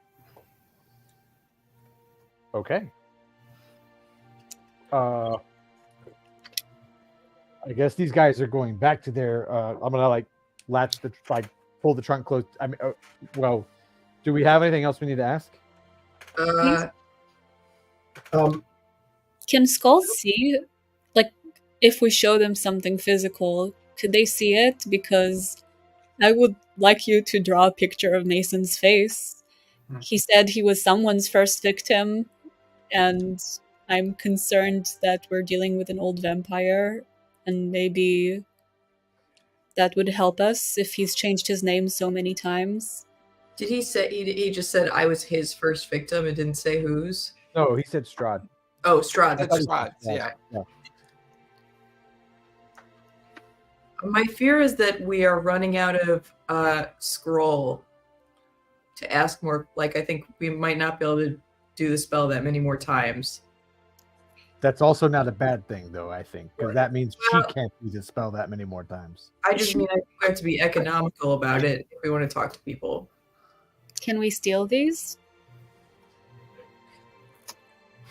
I'm gonna try. Spot's like, I have no qualms. It is only that we're going to be on this whale a couple more days. Yeah. Mm-hmm. No, I don't know how we can. Maybe we can try and come back here, I guess. No, I have an idea. First and foremost, though, we should definitely take this because I don't think we're going to end up on this whale that much longer. Whether we stay in here or not, I don't think we're going to be on this whale much longer. Ooh. Can Spot and I take a little bit of time to ask the librarian a few questions, or are we in a rush time-wise? I think we Well, I'm can not- ask questions. Yeah. Yeah. All right, Earthen, do me a favor. Fish around in that bag of holding you have, and fish out that crystal ball that almost ate my brain. Yeah, I remember that. Like, reaching in the bag. Librarian, Do you recognize this object my friend is holding? Does this trigger anything for you? I believe you are holding a crystal ball, an orb, often used as a component or definition of a spell revolving around divination, sometimes transmutation as well. I have 1.4 million entries in reference to a crystal ball. Cross-reference, this one, we attempted an attunement, and it nearly subsumed or destroyed my consciousness. There are 3 references to an orb of decay. The crystal ball that you're holding seems to match these 3 references. Please provide us with those references. 2 books float out. They're very thin, almost very small, like journals. And then a rolled up parchment as well. Okay, I want to take a look at the parchment first. The parchment is an exact image of the crystal ball. Does it say anything else? It's just the image. Yep, just the image of it. Okay, I'm just going to go ahead and send that back. I'll take the thinner of the 2 books and start looking through that. Maybe hand the other to Earthen. Yeah, give me investigation as you have volume 1 of the Journal of Caston, and Earthen has volume 2 of the Journal of Caston. All right. Mine was only a 7. I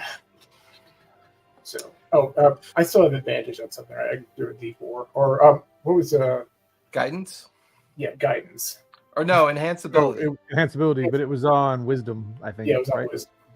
So perception and insight are going to do anything on that for me. I had a 19 on my investigation for the second part of the journal. Volume 1 seems to be about a journey that this Caston made to a place called the Grain Lands. He had received information about a divination orb from a wizard that went by the name of Elias Sandport. They seem to be based out of a place called Humperdinck, and seem to describe their preparation, their payment. The first volume feels like it's just a historical series of writings. The reference seems to be to the Orb of Divination. The second volume has a series of references to a volcano in the Grain Lands called the Krashtenuf. And this seems to be the location of this particular orb. And it's in this volume, he keeps referring to it as the Orb of Decay. It is said to contain a soul of a very ancient creature, and that its retrieval could be dangerous, but I will do my best to find it. So whoever this Caston is, this seems to be their personal writings in regards to looking for the Orb of Decay.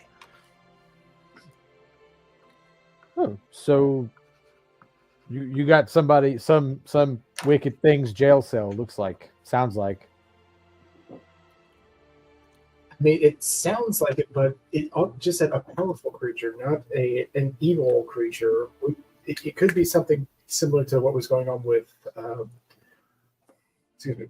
with the turtle. It may just be something that is there against its will, and this is the only thing it has. I'm prepared to fight this thing, but I don't want to needlessly. I also don't want to try sacrificing my mind again. But actually, was that a wisdom save the first time? I'm pretty sure it was, wasn't it? Or was it a concept? Yeah, because it was my consciousness. The first time you interacted with it?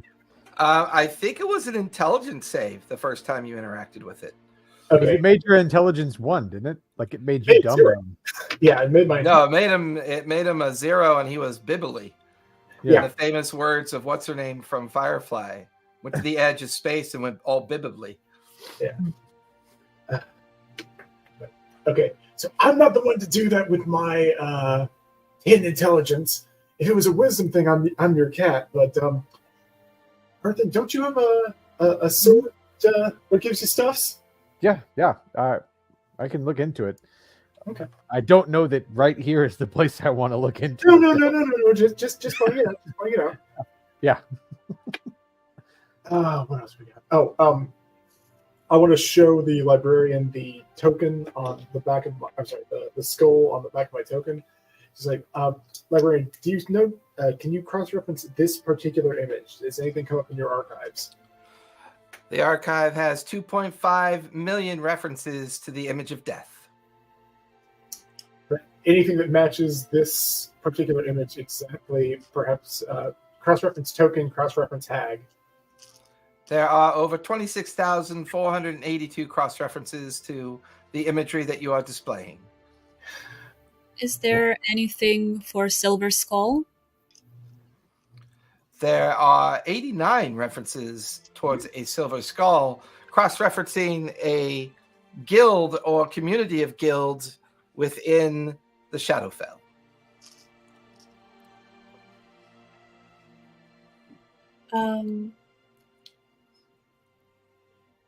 Cross-reference fate. There are over 9.6 million references to fate. Only? Silver references? Silver Skull symbolism. There is a reference to an organization called the Watchers that travel between the Shadowfell and the material plane, sometimes known to be with the Seelie and Unseelie court of the Fae. Can you provide us with that reference, please? There's a flash of light as a book is now floating in front of you. And are you familiar with the name Sibo? No name in my references. Do we have a drawing of Mason's face by any chance? Is that... I could probably do a. Sorry, I have a forgery kit. I could probably whip up an image of it real fast. Well, I can cast a minor illusion. I can make a picture of it. Would you mind that? Like removing the ridiculous mustache, removing the everything that seems over the top, like a disguise.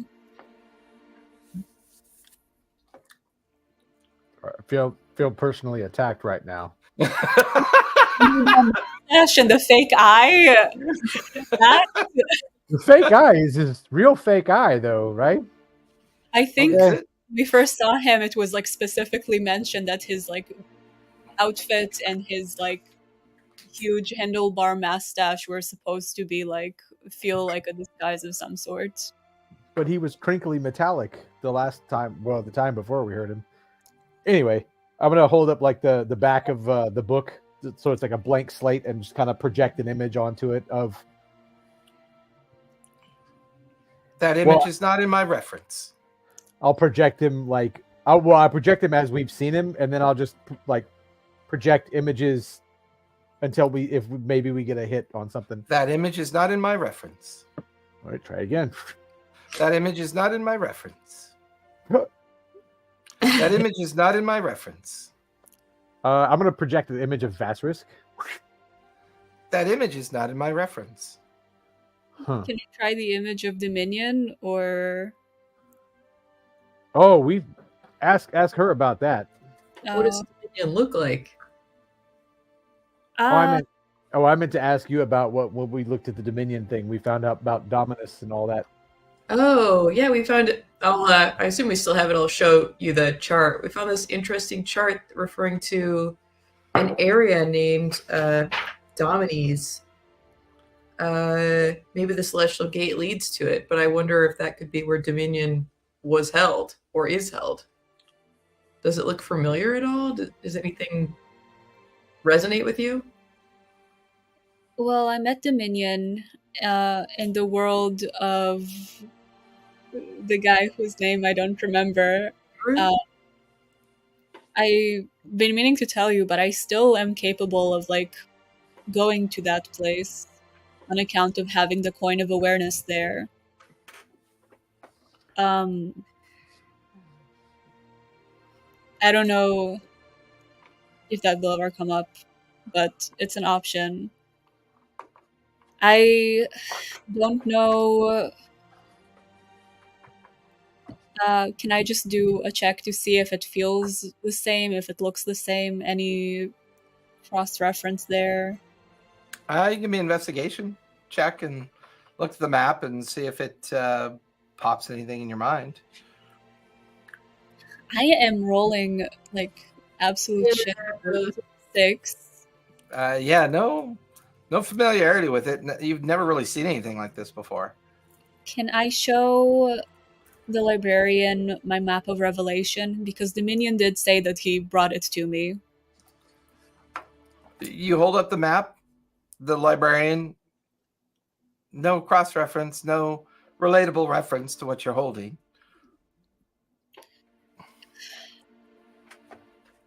Okay. How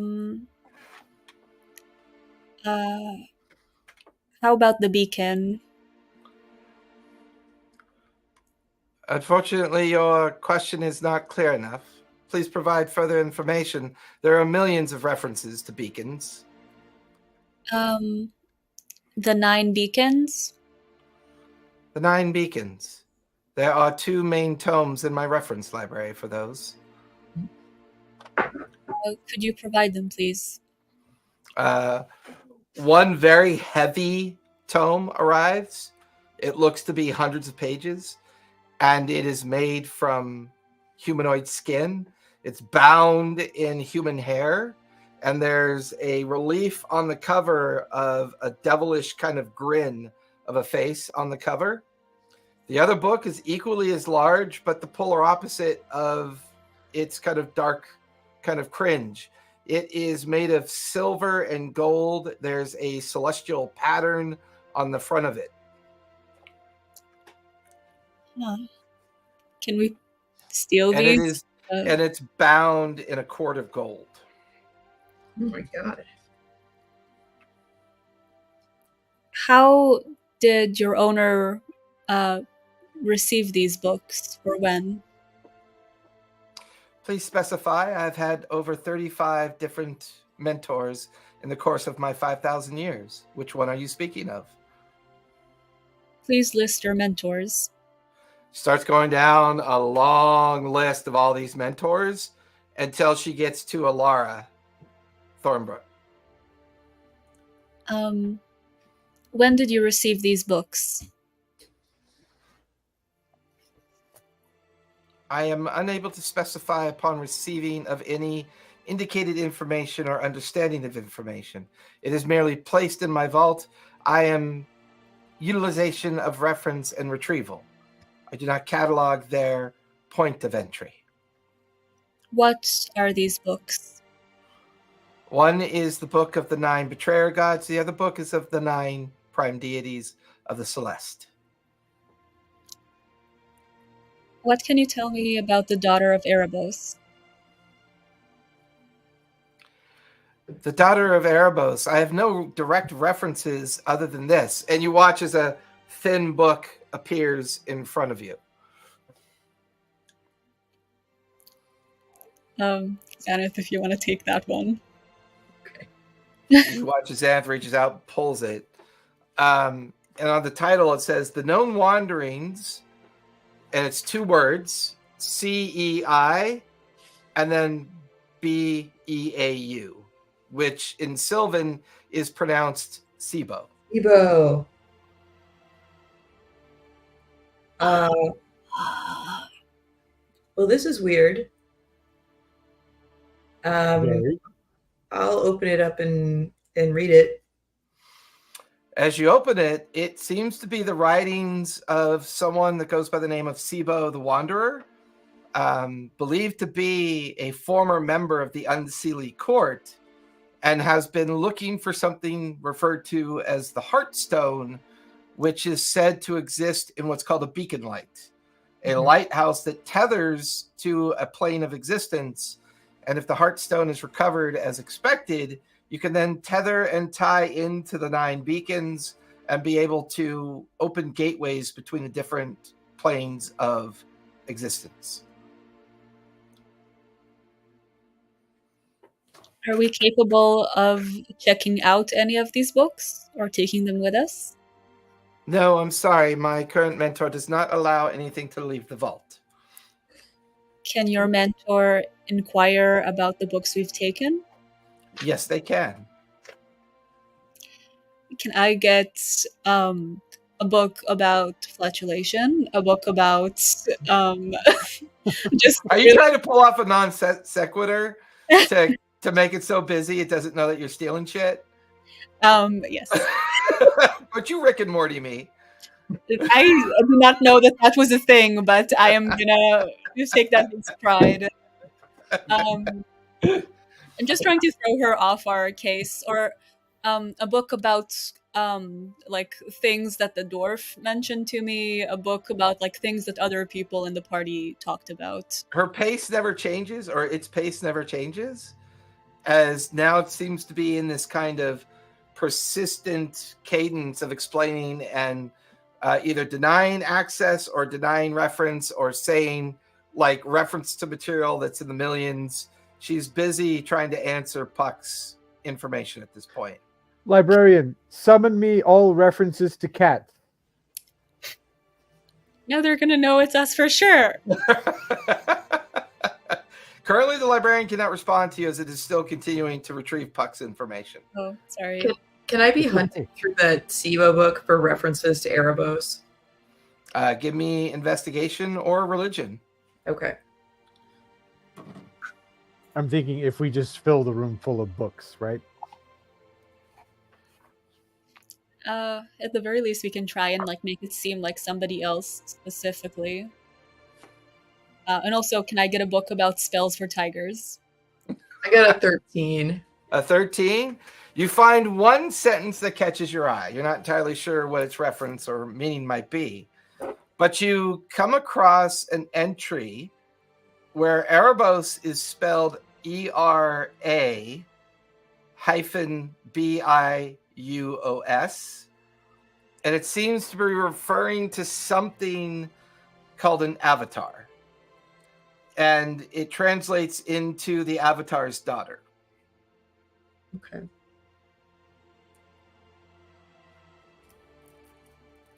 What you got there, Xanth? Not much. There's a reference to Erebos' name spelled differently and something about an avatar or the avatar's daughter, but it doesn't mean anything to me.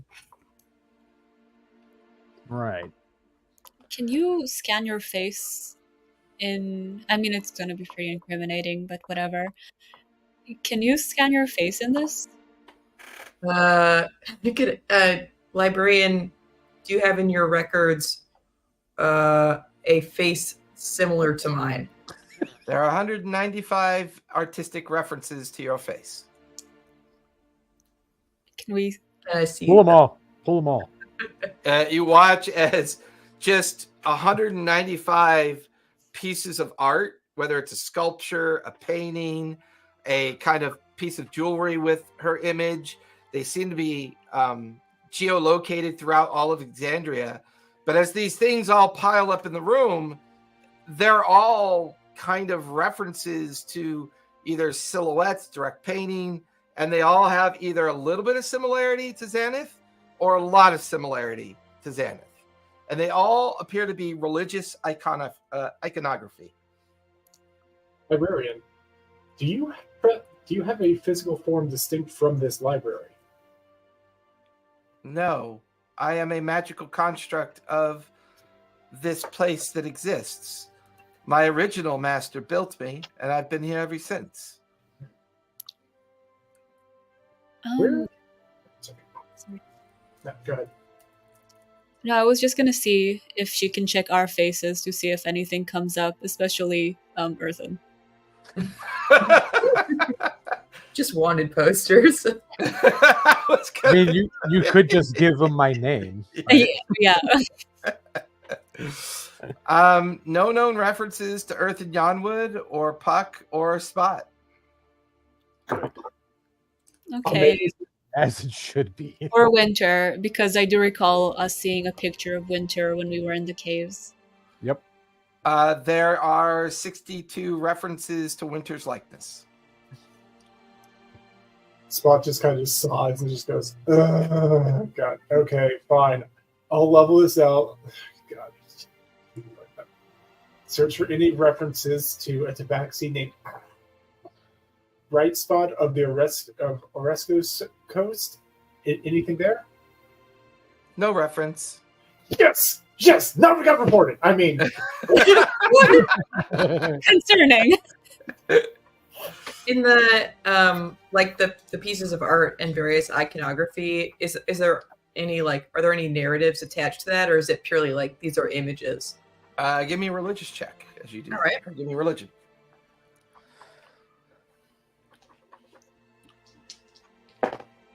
Oh, that's a 30. No, it's a 27. Merely a 27. They the all DC was 30. seem to be linked to kind of the Gospels and Proverbs of Helm. Okay. So, like, you pick up a little statue, you know, like one of those little statues you'd see in somebody's window, and at the base it says, you know, the 5 fingers of his strength will guide you.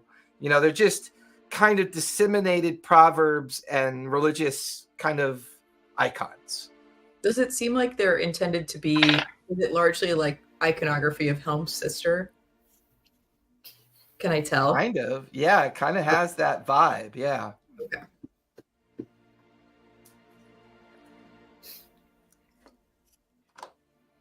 Should we ask her about the Wanderman Assembly, or should we not risk them knowing that we are with the Wanderman Assembly? Sibylla was really trying to mind me to figure out whether we were with the Wanderman Assembly, and I didn't want to tell her anything because I didn't understand why she was interested. Okay, so that's a good call not to. guys, let me know when we're finishing this up, because I have something that's going to. I mean, it'll trace back to me probably, but it's going to kind of overwhelm it so much that there's no way that she'll be able to sift through it. So, but like, let's not do that for a while. I might have a better plan than that. Oh, I was going to have it look at like literally all references to food, cooking, cookery, preparation of meals. Overwhelm it, like, you know, have it keep going for a couple of days. Well, I mean, it's eventually going to stop, though, right? Yeah. Can I get a book for magic spells for tigers? There's like a moment that it seems to be trying to catch up to those original requests.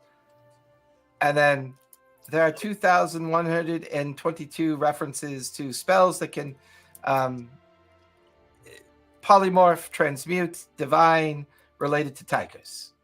Do you have any books that are about giving tigers superpowers?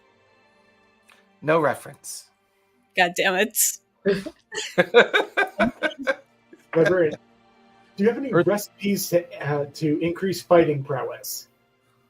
There are 465 references to recipes that can be used to enhance personal abilities and related to prowess. Ooh, cool.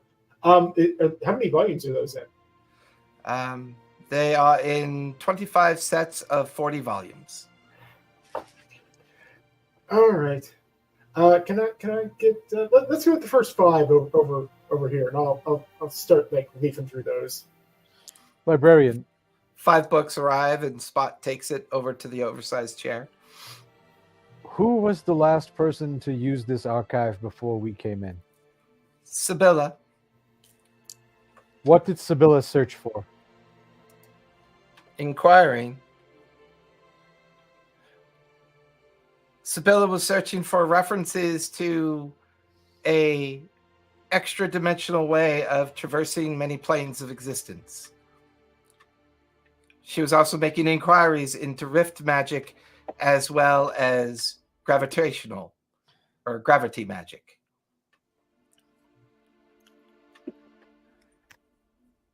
Interesting.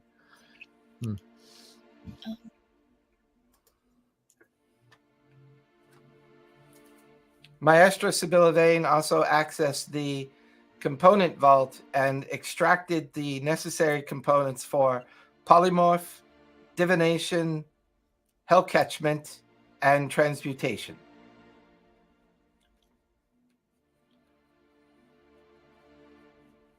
What's the third one? Hell catchment. Hell HELCATCHMENT.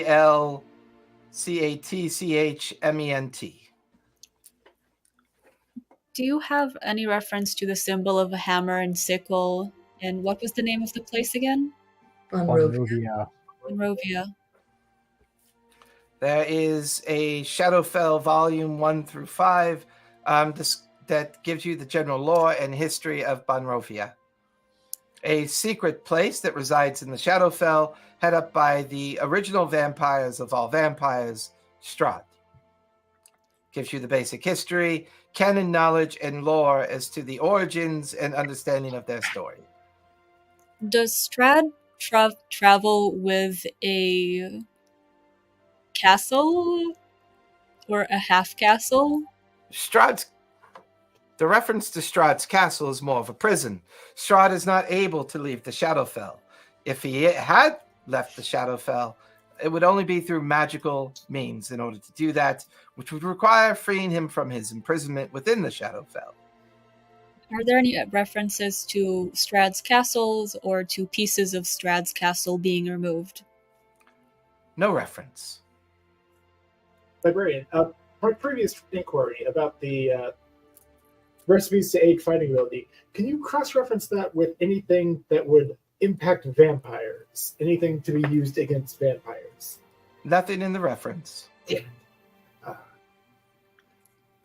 you search vampire culinary weakness? Nothing in the reference. Guys, I'm trying. Wait, are we? Do we have anything else we need to ask the librarian? So many things. I think that's it for Oh, me. Dragon's Breath. We need to go to Dragon's Breath. Nothing in the reference. What was the other name of that place? Do you guys remember? Well, there's a different island that we think is where. There was the Pebbles Throw. Pebbles throw, yeah. Anything about Pebbles Throw Island? No island in my reference. Um, Do you have any references to Donegan, the artist? There are 282 artistic references to Donegan. Do you have any references to Crawwell? Nothing in my reference.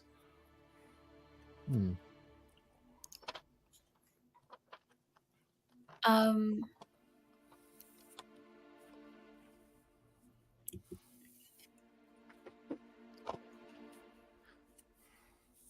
How does one enter something into the archives? You merely request that it be placed safely in the archives. The magical protections and understanding of the vault will supersede all other inquiries. What do you mean magical protections of the vault? The vault will not allow you to physically take anything from it.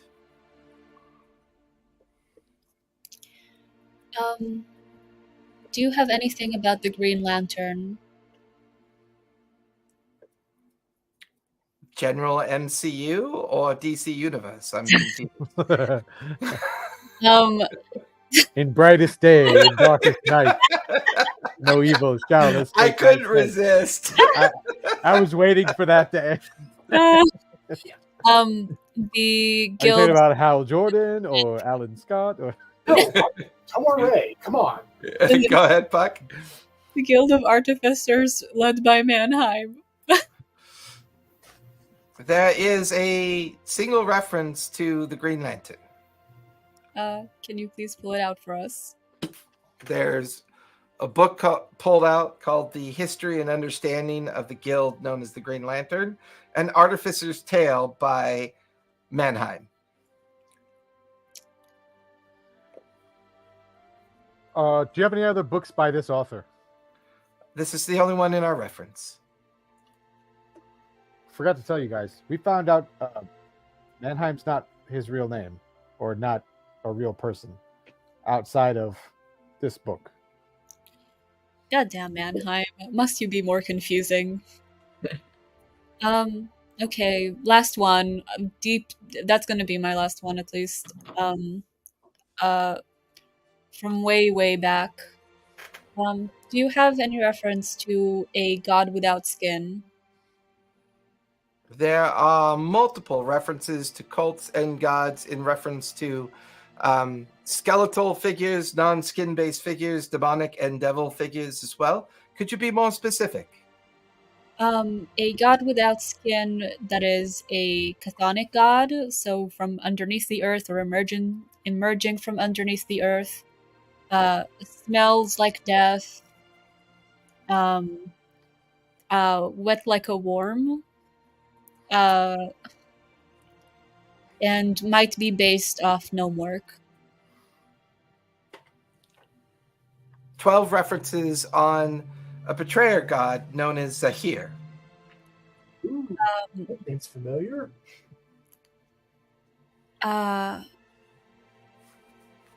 What is the least common book about Zahir that you have? You'll have to be more specific. Common, commonality, rare, and unique descriptions of books are not cataloged in this reference. What is the most recent book about Zahir you have received? A book kind of floats in front of you, and it says the prophecy of Zahir. Oof. Okay, guess I'll read that one. You kind of grab it, and it's a textbook kind of like feel to it. It's heavy and very truncheon in nature. The cover is a kind of like snake-like figure shrouded in darkness, and it just says the lore and understanding of the superstition and religious inquiries of Zahir. And the author at the bottom goes by the name of Orion Blackwood. Do you have any other books by Orion Blackwood? 82 references to Orion Blackwood. Who is Orion Blackwood? Orion Blackwood is a professor from Jusar. He is a study of martial strategy, tactics, metallurgy, and engineering concepts. What was the name of the dwarf again? Pretty sure Orion that's, Blackwood. Yeah. Is it Blackwood? Is he related to the name of the dwarf? There are over 2 million related names to Blackwood. You'll have to be more specific. Okay, I'm not gonna follow that. No, that was definitely the dwarf's name. He was the tactician, artificer. Yeah, That's him. Yeah. Yeah, Professor Blackwood? That's gotta be him. Do you have more for, and I say the name of the dwarf, Have more what? more books about or by? Orion Blackwood, these are the only known references I have. These are the only known submissions to the Greater Knowledge Library. Orion Blackwood died some 262 years ago. I see. And do you have any books about a sacrifice to Zahir? 2 more books pop up in front of you, similar in appearance to the first one. One is the religious veneration of Zahir. Another one is cultists in Zahir. Do you have anything connecting Zahir and... Oh, actually, I don't remember that anymore, so I cannot ask that. No? I mean, you can ask me if you want to remember some of it. but- Yeah, I'll ask you. The gesture of trust, but I think we're over it. I mean, I like. Yeah. Do you have anything connecting Divan and Zahir? No reference. I can't say Wanderman, so I'm not going to say it. Do you have any references to Mason? Boy, I can't read my chicken scratch Veller. No reference. Rivisten Veller. Ooh. No reference. No reference. Do you have robotic eye? No reference.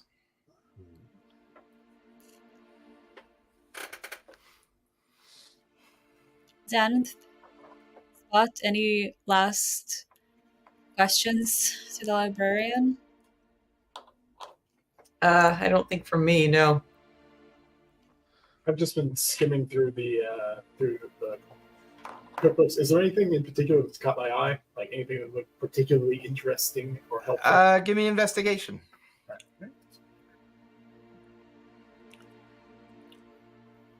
That is a 12.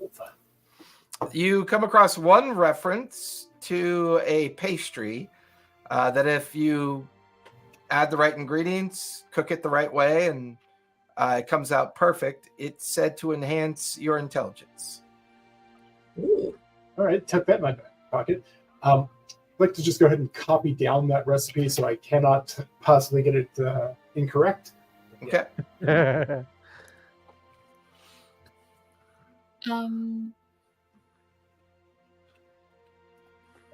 Can I search through? Librarian, are there any other references to recipes to enhance fighting prowess that would aid in one's dexterity or athletics? No references. Okay. I tried it, guys. Have we tried what's her name? Thornwood or Thornbrook. Thornbrook? Thornbrook. Have we tried Thornbrook's name? We talked about what she looks up before, but we didn't look up her specifically. Do you have any books by or about Thornbrook? No reference. Okay. So there was the Red Eye, the god, the. Do you have any books about Red Eye? There are over 12 million references to red and eye. You'll have to be more specific.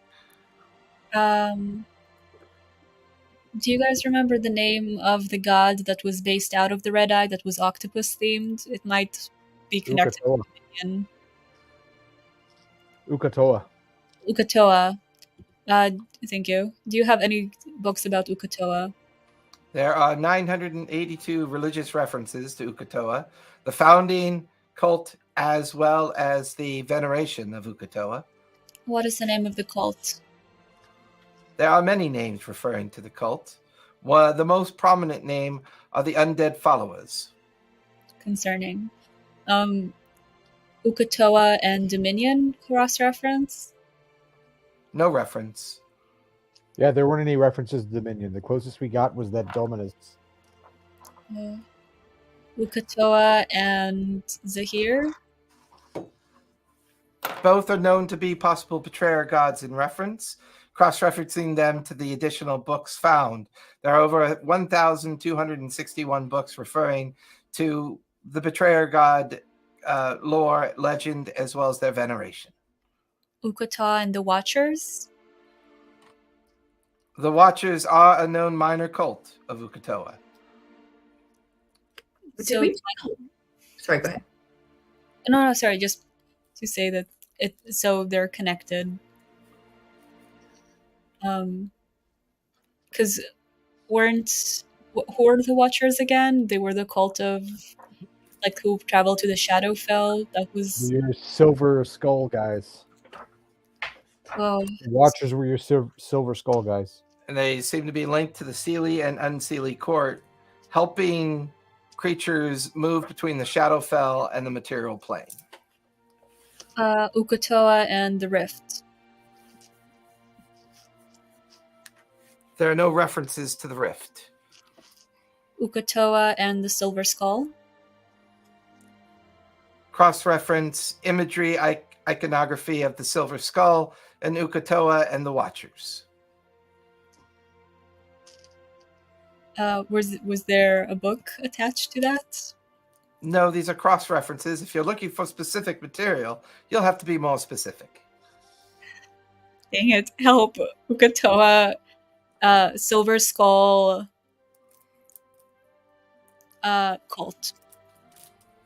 There are 12 references to this. What is the most recent one? Most recent one is a journal entry provided to the vault some 3 years ago by Alara Blackwood. A lot of Blackwoods. Sorry, What- Alara Thornbrook. Oh. What does it read? It is a reference material that she had placed into the vault. And there is a book now again in front of you. Can you point us to the specific reference? My reference is material and object and contrition based. I do not actually scan or refer to the information directly written into or adhere to within the items, objects, or books. Okay. Wait, okay. That means you said that you don't have anything written by Thornbrook. I do not. But this is in diary entry point that she wrote. No, this is a book submitted by her. Oh, okay. Wait. Okay. I'll just start reading that if anybody else has questions. Can I we got those 2 books, the like sort of Betrayer Guide tome and the Celestial tome. Can I take a look at the Celestial tome for references to the 9 beacons? I think we can. It is bound in gold cord. Uh-huh. You can give me an Arcana check as you examine it. All right. That is a nat 20, which makes it a 24 with guidance. It is arcane sealed. Does it seem like something that we would be able to unseal? Hard to tell. The magic feels very old. Okay. Hmm. Can I just do like a sort of a Hail Mary divine intervention to see if Helm really wants me to get in this book? I mean, you want to roll for divine intervention? Yeah, go for it. Yeah. Go for it. All right. Oh, I'm in the wrong place. Well, it's just percentile die. Right.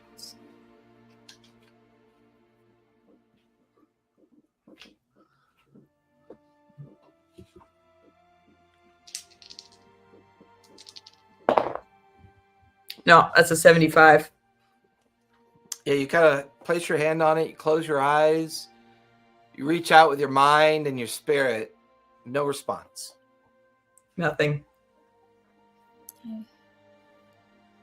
Well, we can always try and steal it. Spock would like to take a look at this arcane lock. Just be like,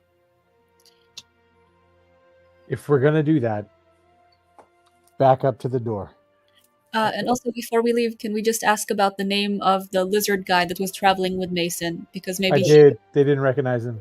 Oh. Remember, I showed the picture and everything. Yeah. Okay. Sorry, I tried. No, that was a good call. I just really want to know who that bastard is. Back up to the door and stand behind me. okay. If you got the stuff we want to procure, I want to try something. If it works, it works. It doesn't. But we'll see. Okay. All right.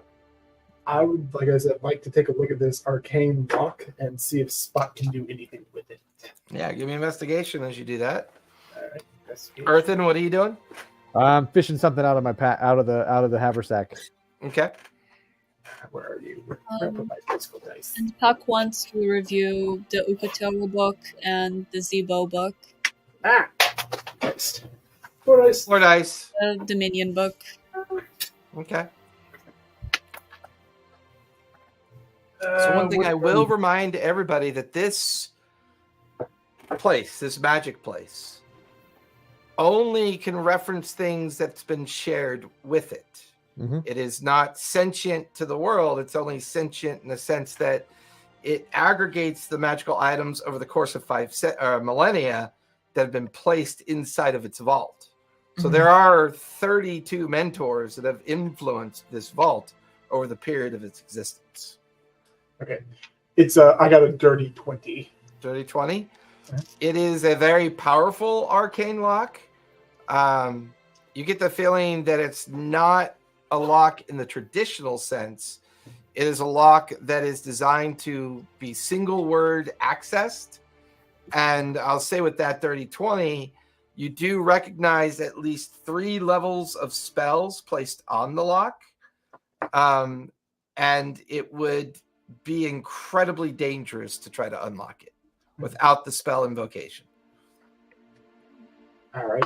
Can I communicate everything on the arcane lock to Earthen, just to see if his comprehend language is any better than mine?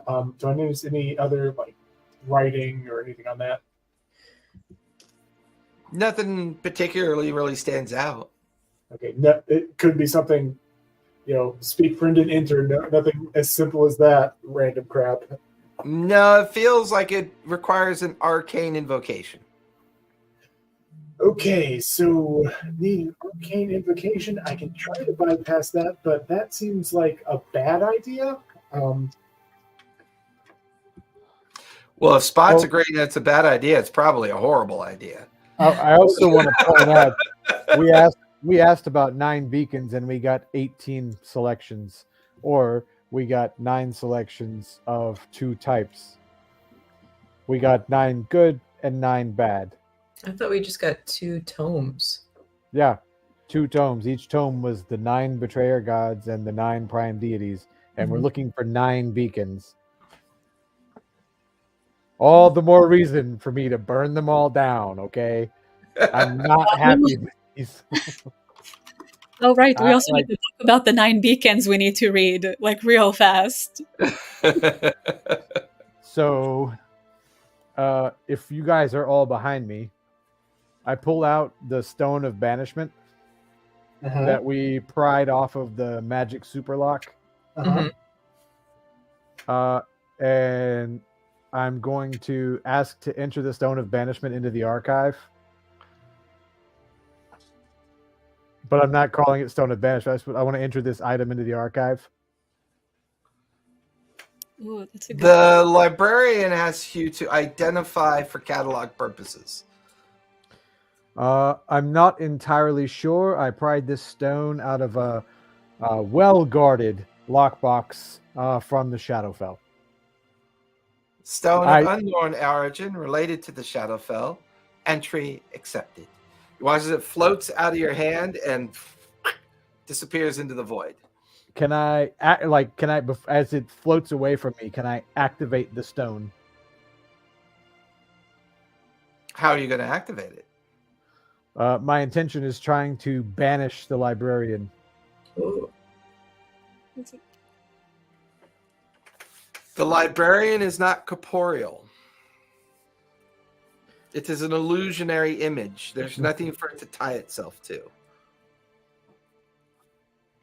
Does it have... Can I banish the archive? Good question. Are you, because the stone, if you interact with it purposely or by accident, it invokes banishment. Right. Currently, it's floating into the archive. You're not currently touching it.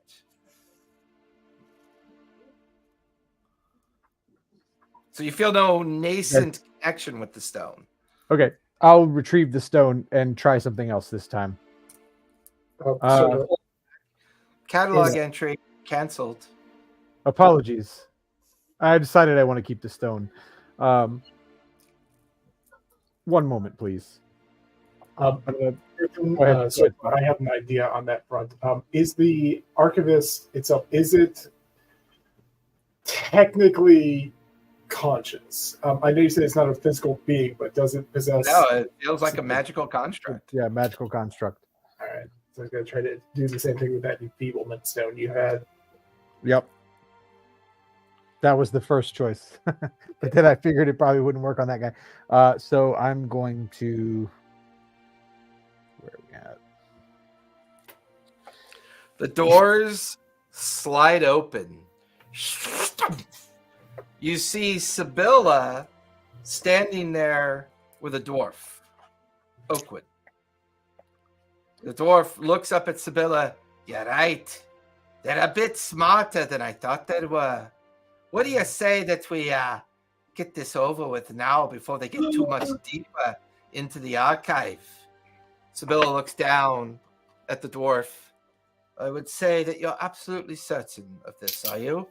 Aye, especially that one. The one that looks like her. And points over at Xanath. I mean, how much more proof do you need?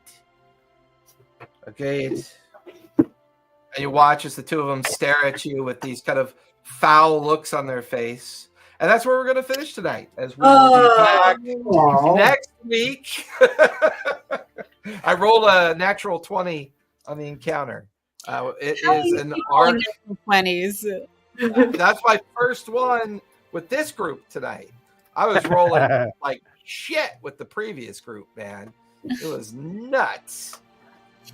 All right, you guys hang out. We'll talk about schedule. Everyone else, we will see you next Sunday. Thank you for coming out and hanging out. Thank you, Siron Chronicles, for rating us. Really do appreciate you. Yay. Don't forget, be safe, be kind, and play a game. See you guys all next week. Bye, everybody.